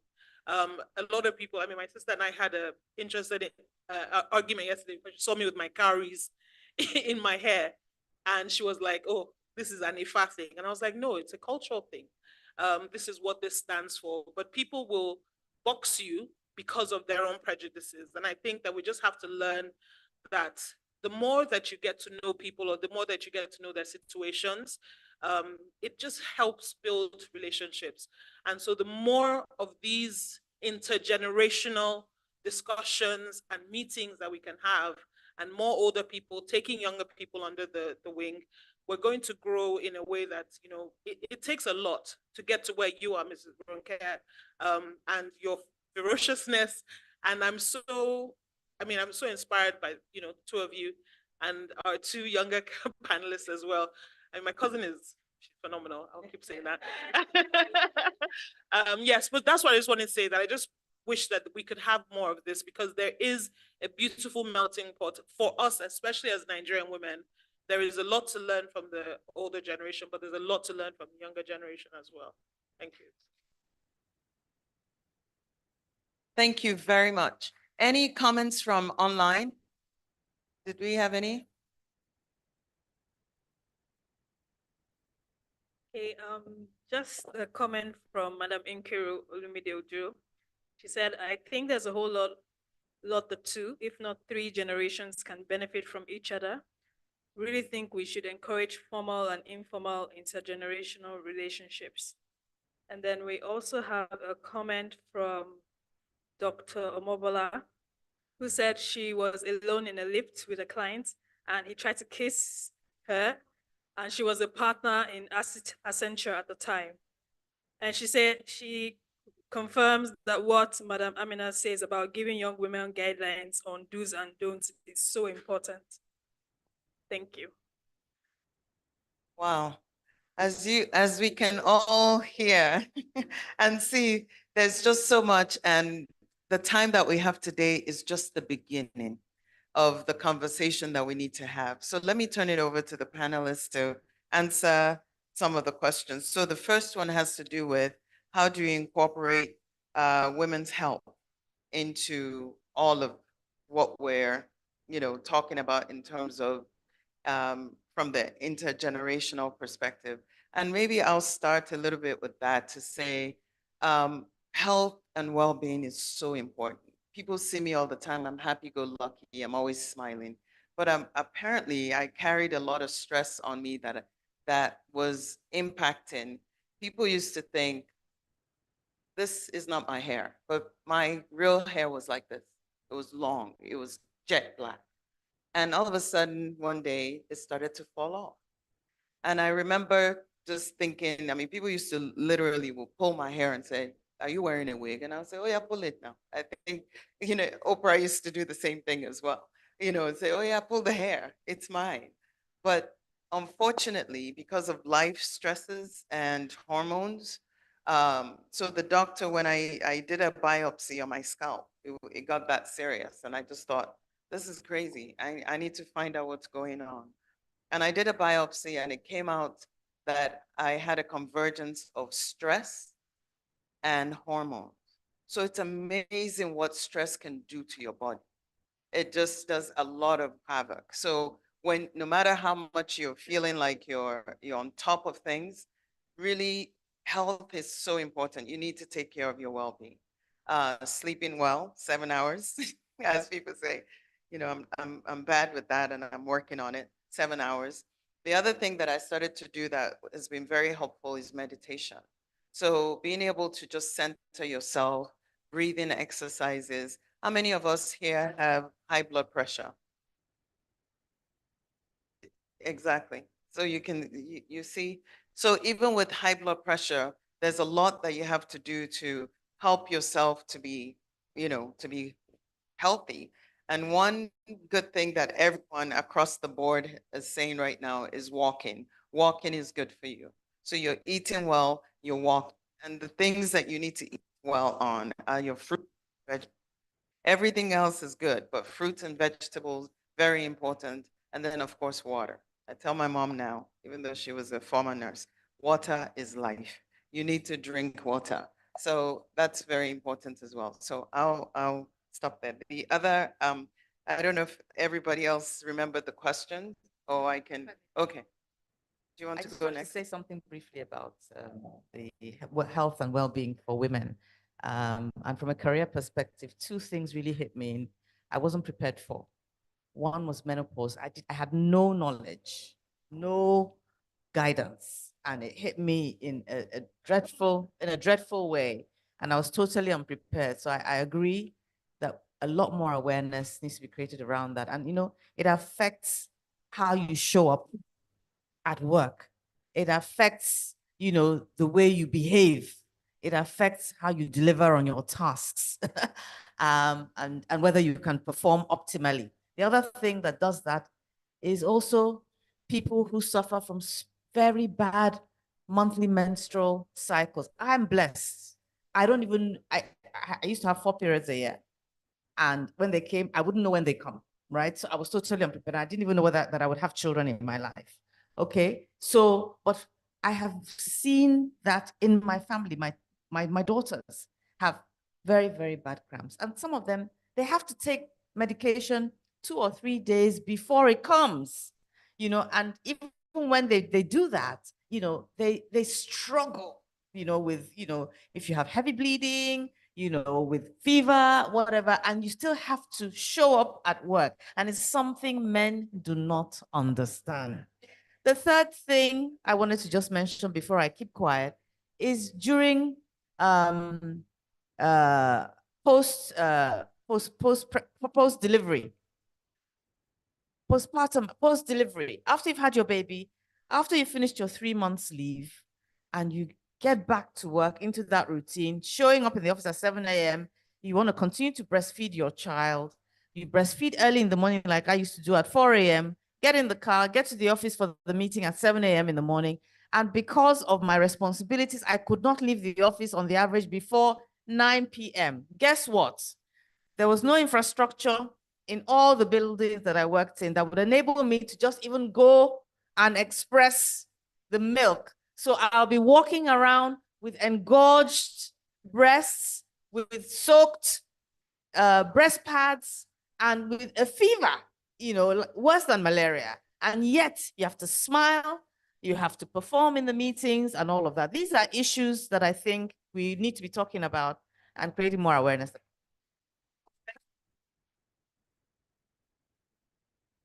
Okay, so my first thing is that we need to be kind. We need to be kind to ourselves and to other people. We judge ourselves, we judge other people, or, you know, this woman is out of hell, or somebody's having a bad marriage. That's why we need to just be kinder everywhere. So if you think you're a kind person now, take it up a notch or two more. You're not there yet. You really need to be kind. The other thing is that our time, we talk about the stress. Nigeria has happened to everybody. Everybody. You know, you buy something today and it's 66,000 naira, and you run out in 2 or 3 weeks, and you go back and it's gone to 98,000. I'm like, my salary or my income is not growing at the rate. And or if you're the head of a household, your nannies don't care how much you earn. They're going to collect their salaries in full. They're going to eat twice as much, and they're not going to compensate you for the added costs of living. So Nigeria is happening to everybody. And I tell people that when you're going to make decisions, this is the yardstick that I use.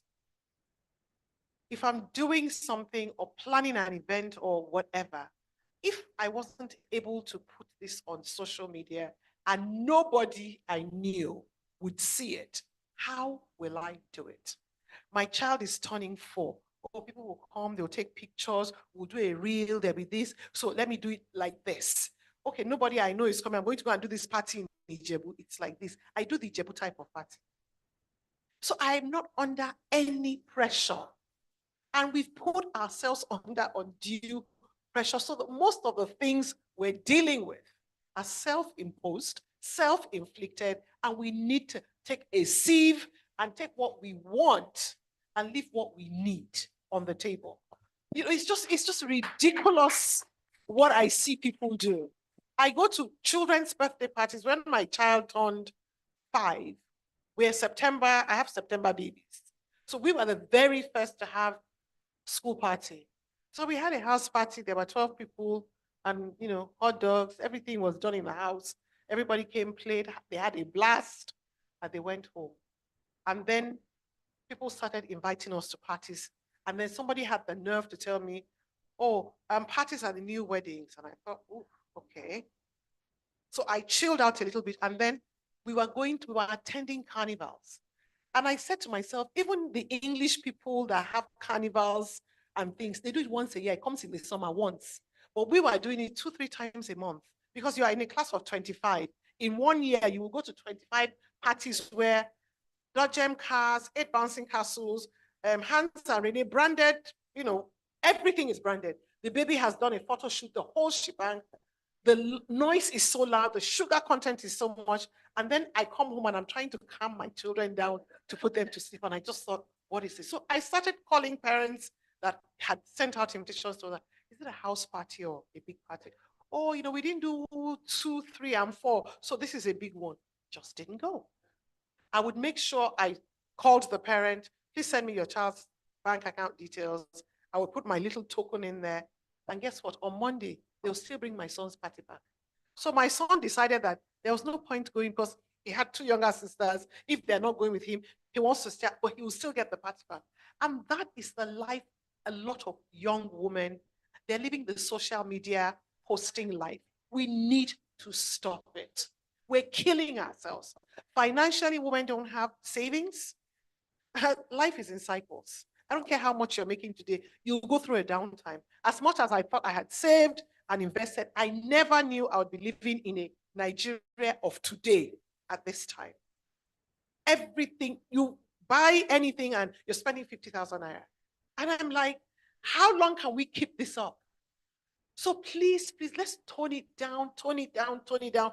Let people around you think you've lost your mind. That's when you know you've really hit the sweet spot. When you've toned it down and everybody thinks you're stingy, that is when you've really started getting close to where you should be living. On the issue of health, I was lucky in my 20s, which was like 30-something years ago. I knew you could freeze your eggs. But I kept thinking, oh, I'll still meet the person. I'll still meet the person. Till one day I woke up and I was 40. Still unmarried. Okay, no, I had been married and separated. And I'm like, I want children. So I called a few of my big sisters who had children in their early 40s, late 30s. And they were like, oh, yeah. I called a company called Shady Grove in the US, and they said, oh, after 40, we don't use your eggs. And I was like, and I had the opportunity of having kept my eggs, but I didn't. I sat down and recalibrated. What next? Donor eggs. I embraced it. So all my 3 children, I preach it. I have an Instagram page, that deals with fertility issues. My 3 children are donor eggs, but with my partner. I found out when I was having my twins, which were my last set of children, that even if you carry a child, you share genetic matter with that child. So I educate people, but you know what? All of these things are out there. We need to go searching. Let's go searching. We know what Burna Boy did, what he said, but then we don't know about our health. So it's out there. I don't know, there's a guy whose mom is his manager, some artist. Okay. So people even know what his mommy is doing. I'm like, she doesn't know you. You don't know her. So we're more concerned about things that are not our business, and we invest our time, our effort, and our energy. We need to look inwards and do a self-audit.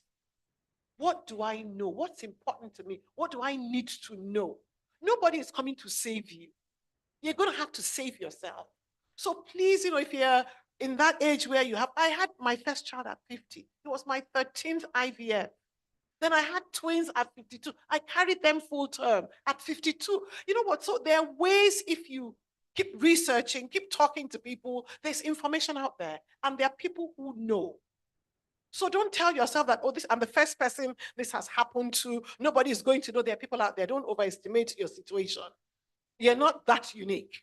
Oh, yes, you're not. So please go outside of yourself, talk to your sisters, talk to your sisters' sisters. Get them to talk to their own sisters and drain down till you get the information that you want. Thank you. Fantastic. My sister is going to call you because we were believing this year she will carry baby, and she's 50. So she's calling you. Please go ahead. Thank you. I was going to add to the question that Lee asked about the health, right? When we started our business 5 years ago, I just thought I was going into business. How hard can it be? If we fall, we rise, and I'll be fine. I was so wrong because Ms. Ronke said something about life in cycles. I went through the cycle that I didn't expect in my life. It wasn't postpartum because I have no babies. It wasn't menopause because I'm young. I was suddenly hit with an autoimmune disorder at 35. I'm like, okay, where was this all my life? They could have detected it when I was a child. It was non-existent. It was escalated because amplified because of stress. So they call it lupus, right? It will hit you on any Tuesday. You will just be on your own. You will get a flare. I had my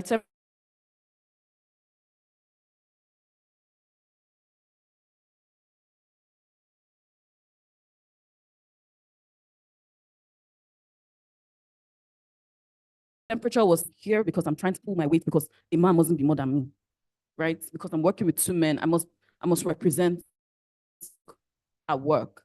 I must show up because you say you should show up. And I started becoming more graceful to my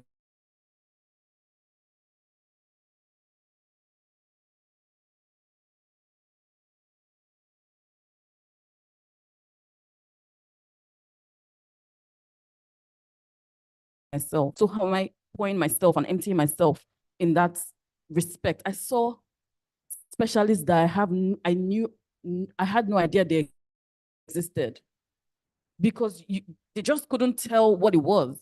So stress will do that to you. And the stress is self-impacted because, as women, we take on more than we should, emotionally, everywhere, right? So I would just say, give yourself grace. When I came out, I did a reel, respectfully. And that reel was the most popular reel. And it was, I'm stressing today. And I was dancing on it's because that was me telling myself that, see, all these expectations, all this, because the society expects me at this age, you need to be bearing children. You need to have gotten married. I don't even have a man that is following me, to be honest. And I'm not on that pressure because I'm being graceful to myself. I had to go through a year of therapy. My mental health was a mess. I was just everywhere. I would break down, I'll cry in my room. And I'll show up because, you doll up, you have to show up, you have to show up to that meeting, you have to contribute, you have to be, you have to sound like you know what you're doing every single day. So be graceful to yourself. See, when you go, somebody else will take that position. They will employ another co-founder. They will employ somebody else that would even do the work more than you because they don't know. So the point is really, right now, I'm in my graceful era. If I say that, I just need a break, I will book that flight and be out. And the truth is, like I said, my partners are he for she's. If I just say, time out, I am gone, I will go for a week, they don't know where I am, I'll come back and I'm so refreshed, I'm coming up with ideas, I'm telling you that this and that and the other, there's more vigor in my work, I'm more productive because I have given myself the grace to, step aside and, so thank you.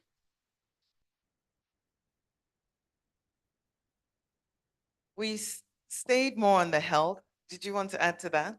Okay, so what about navigating how to get money from investors or, okay,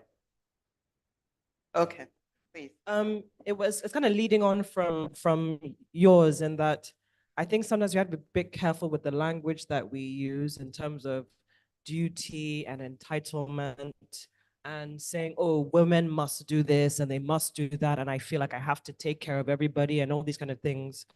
And because especially in that office environment, like you were saying, no judgment to this lady, maybe that persona that she has, BITCH, or, maybe that's what she has, what that has always worked for her. That has taken her from a junior level to this level. And maybe that's even what makes the business successful. When you go into any business, you have to decide personally, does this culture match me? There's no, this idea of necessarily helping her or saying she has to be a nice lady. I don't necessarily believe in this you have to be a nice lady thing. I think it's nice to be nice, but I don't think you have to be a nice lady. We don't expect men to have to be nice, it's this so when you're looking for a mentor, you have to think about what is your own value proposition to that person. You may be lucky and they feel altruistic enough to help you, but for the most part, I remember an older lady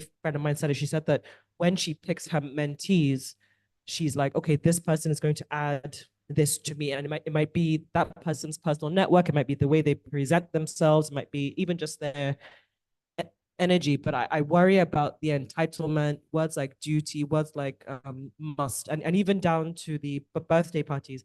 I'm not going to throw those big birthday parties. We're going to have hot dogs, but my son loves those crazy birthday parties. So please keep doing those big things. He has a crazy time. But yes, because I think that in my own life, I have what I'm trying to do for myself as a daughter, as a cousin, as a mom, and then I guess the idea of someone else. And then I also just like to have time where I'm not doing anything. I just want to be able to say, today I'm doing nothing. Today I'm reading. Today I'm watching Griselda from start to finish. So I don't want someone coming to me with this energy of, oh, you must do this. It's like, no, no, no, I'm going to do it if I feel to, you know? And even if I do it, I'm not promising you that I'm going to do it for forever. We really have to try and take agency of our own destinies, you know? So in speaking to giving yourself grace, speaking to learning how to self-soothe, I think that, and this message of no one's coming to save you, I think that's more the message. What is it that you're doing for yourself, and understanding yourself? Because some people have the means to throw these rock star carnival things, and they can do it every week, and that is their truth. Maybe they didn't have those kind of birthday parties when they were young, so these are the things that they love. I don't love them, but other people might do. So just that's kind of, I don't know if that's really answering your question, but I just thought maybe she's not a life lady, but that has worked for her, and that's how she feels she has to manage the office. Thank you. Ladies and gentlemen, there's another, yes, I said gentlemen. Yeah, there's a couple. There's one question that has to do with how do you match up mentors? Okay. And I wanted to ask me that. pass, But before pass I answer that, you. can I just add a little comment to, absolutely. just to say that, you know, in addition to what she has said, you know, that life, we're not in a utopia, you know, as much as we would like it to be. This is the real world, and human beings come in different shapes, forms, and sizes. And we just have to accept that. And just as you have interesting women, you also have interesting men. I've never had a female supervisor throughout my career. I've only worked with men. And I can tell you, you know, they came in different shapes and sizes. So yes, a few women who are right at the top who are successful because of, you know, the pressure, scarcity at the top, competition, etc. You know, may sometimes act out in a manner that you think, you know, you, as to a fellow woman, that you think, you know, they shouldn't be doing. But my message to all of us, the younger generation, is self-manage yourself, self-govern yourself, and let there be a little bit more understanding what they perhaps may be grappling with, and what they perhaps may be coming to the office environment with that day. But at the end of the day, it's your job as a junior colleague to manage your supervisors and ensure that you are able to deliver on your tasks. Speaking to mentorship and how you can match your mentors, I think it's very important. The profiling is very, very important. It's just like recruitment. When you want to recruit somebody, the first thing you're asking for is the job description, all right? So what is the requirement, you know, for this role? And then you begin to look at candidates to match, you know, that candidate. And you look at not just the technical elements, you're also looking at the behavioral elements, and you're also looking at what is the motivation? Very important. What is the motivation for this candidate applying for the role if you want to ensure you achieve a culture fit? Many people miss that in recruitment, okay? And that is how you ensure you get it right. So when you're trying to match, you have to look at the profile. What is the mentee's goal and objective? Many young people that I've come across have actually not sat down and spent the time to determine what it is they're after. They say they want mentorship, but they actually, many of them have not even prepared their CV. Okay, to really, you know, in a nutshell, say, this has been my career path, this has been my career journey, and this is where I'm going. Where are you going with your career? What are your goals? What are your objectives? Articulate that first. When you articulate that and you're clear about why you're pursuing those goals, what is motivating you to pursue those goals? For example, do I want to become an executive because I want the title executive, for example? Or do I want to become an executive because I think they pay executives very well and I want a lot of money? So is my motivation money? Or do I want to become an executive in that position because of the role description itself?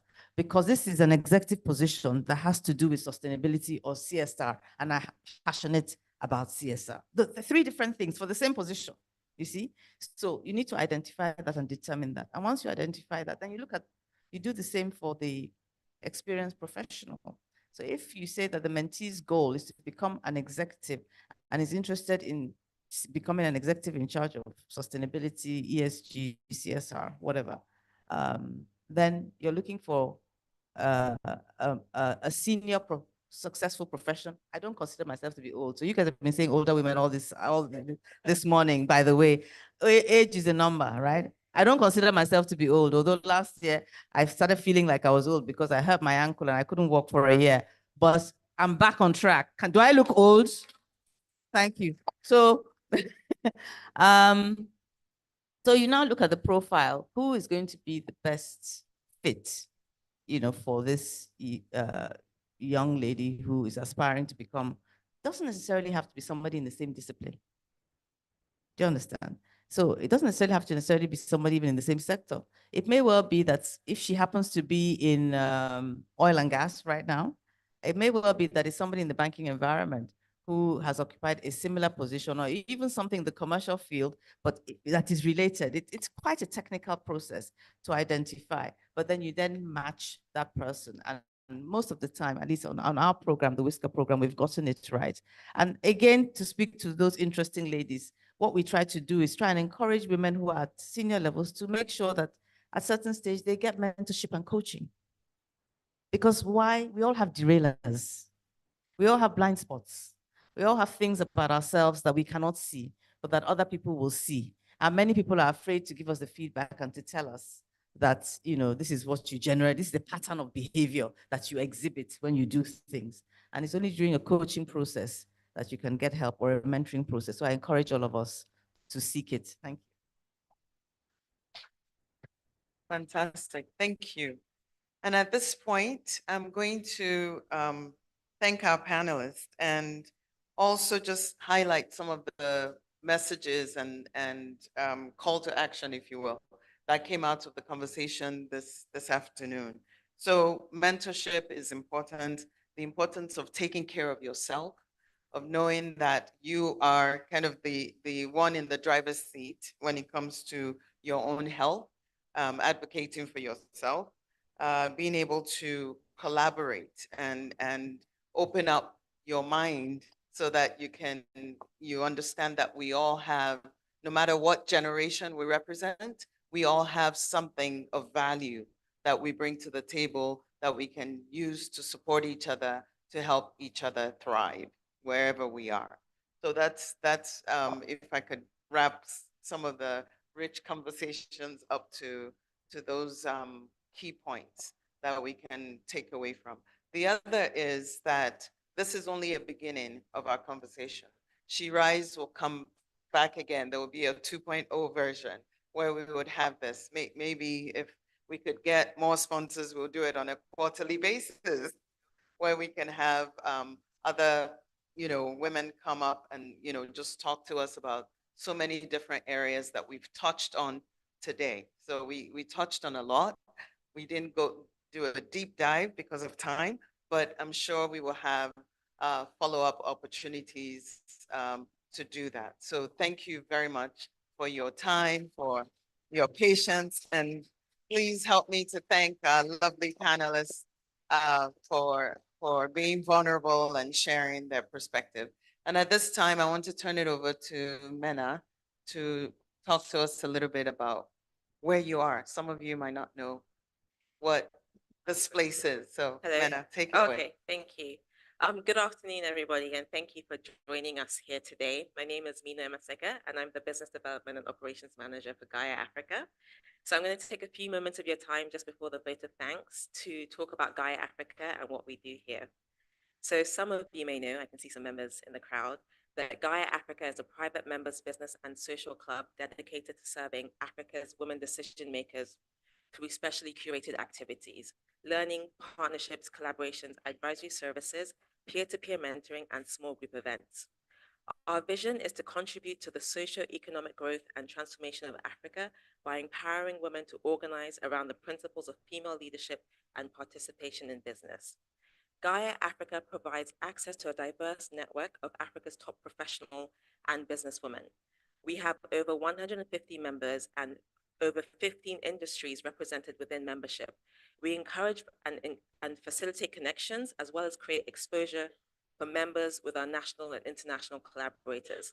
We have offline and online activities where members can connect for business and impact, learn, find opportunities, and also enjoy themselves.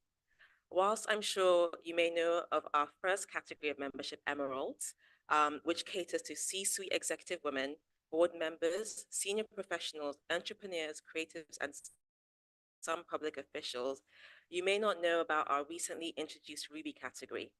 Ruby is a uniquely crafted expansion of GAIA Africa to capture Africa's leading women who are currently corporate senior managers, startup entrepreneurs, creative professionals, and similar.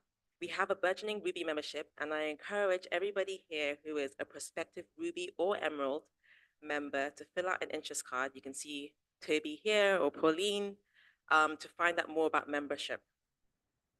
GAIA Africa is more than a business club for women. It is an organizing principle for female empowerment and leadership, which is the bedrock for sustainability of any social economy.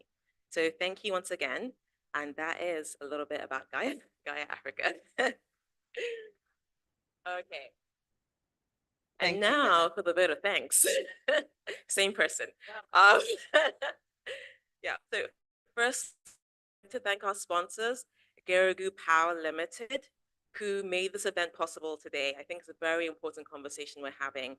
And somebody mentioned across 3 generations, and in time that will be 4 generations. I think it's very important that we have this conversation.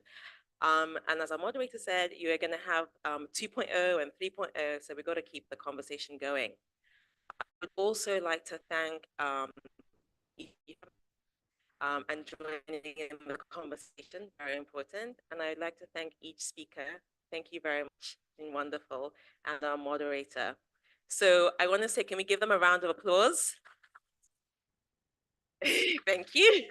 And we have a very small gift just to say thank you for your time and thank you for the conversation. It's really lovely. So I'm going to get the gifts. So Pauline's getting them. I'm just going to hand them over. Thank you.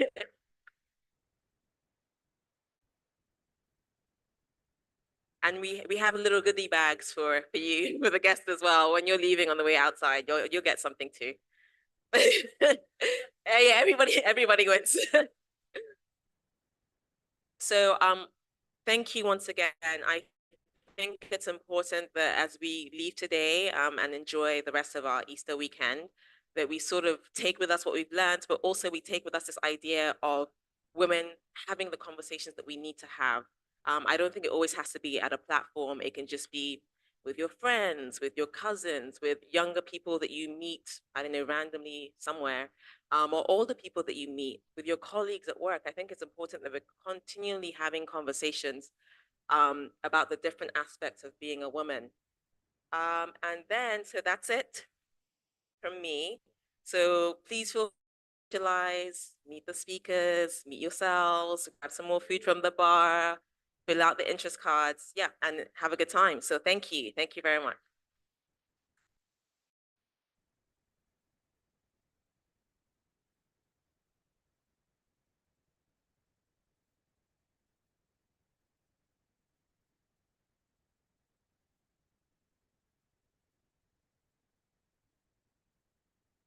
Rachel, oh yes.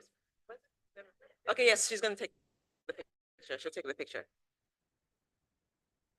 So yes, you can fill out the interest cards and return them now.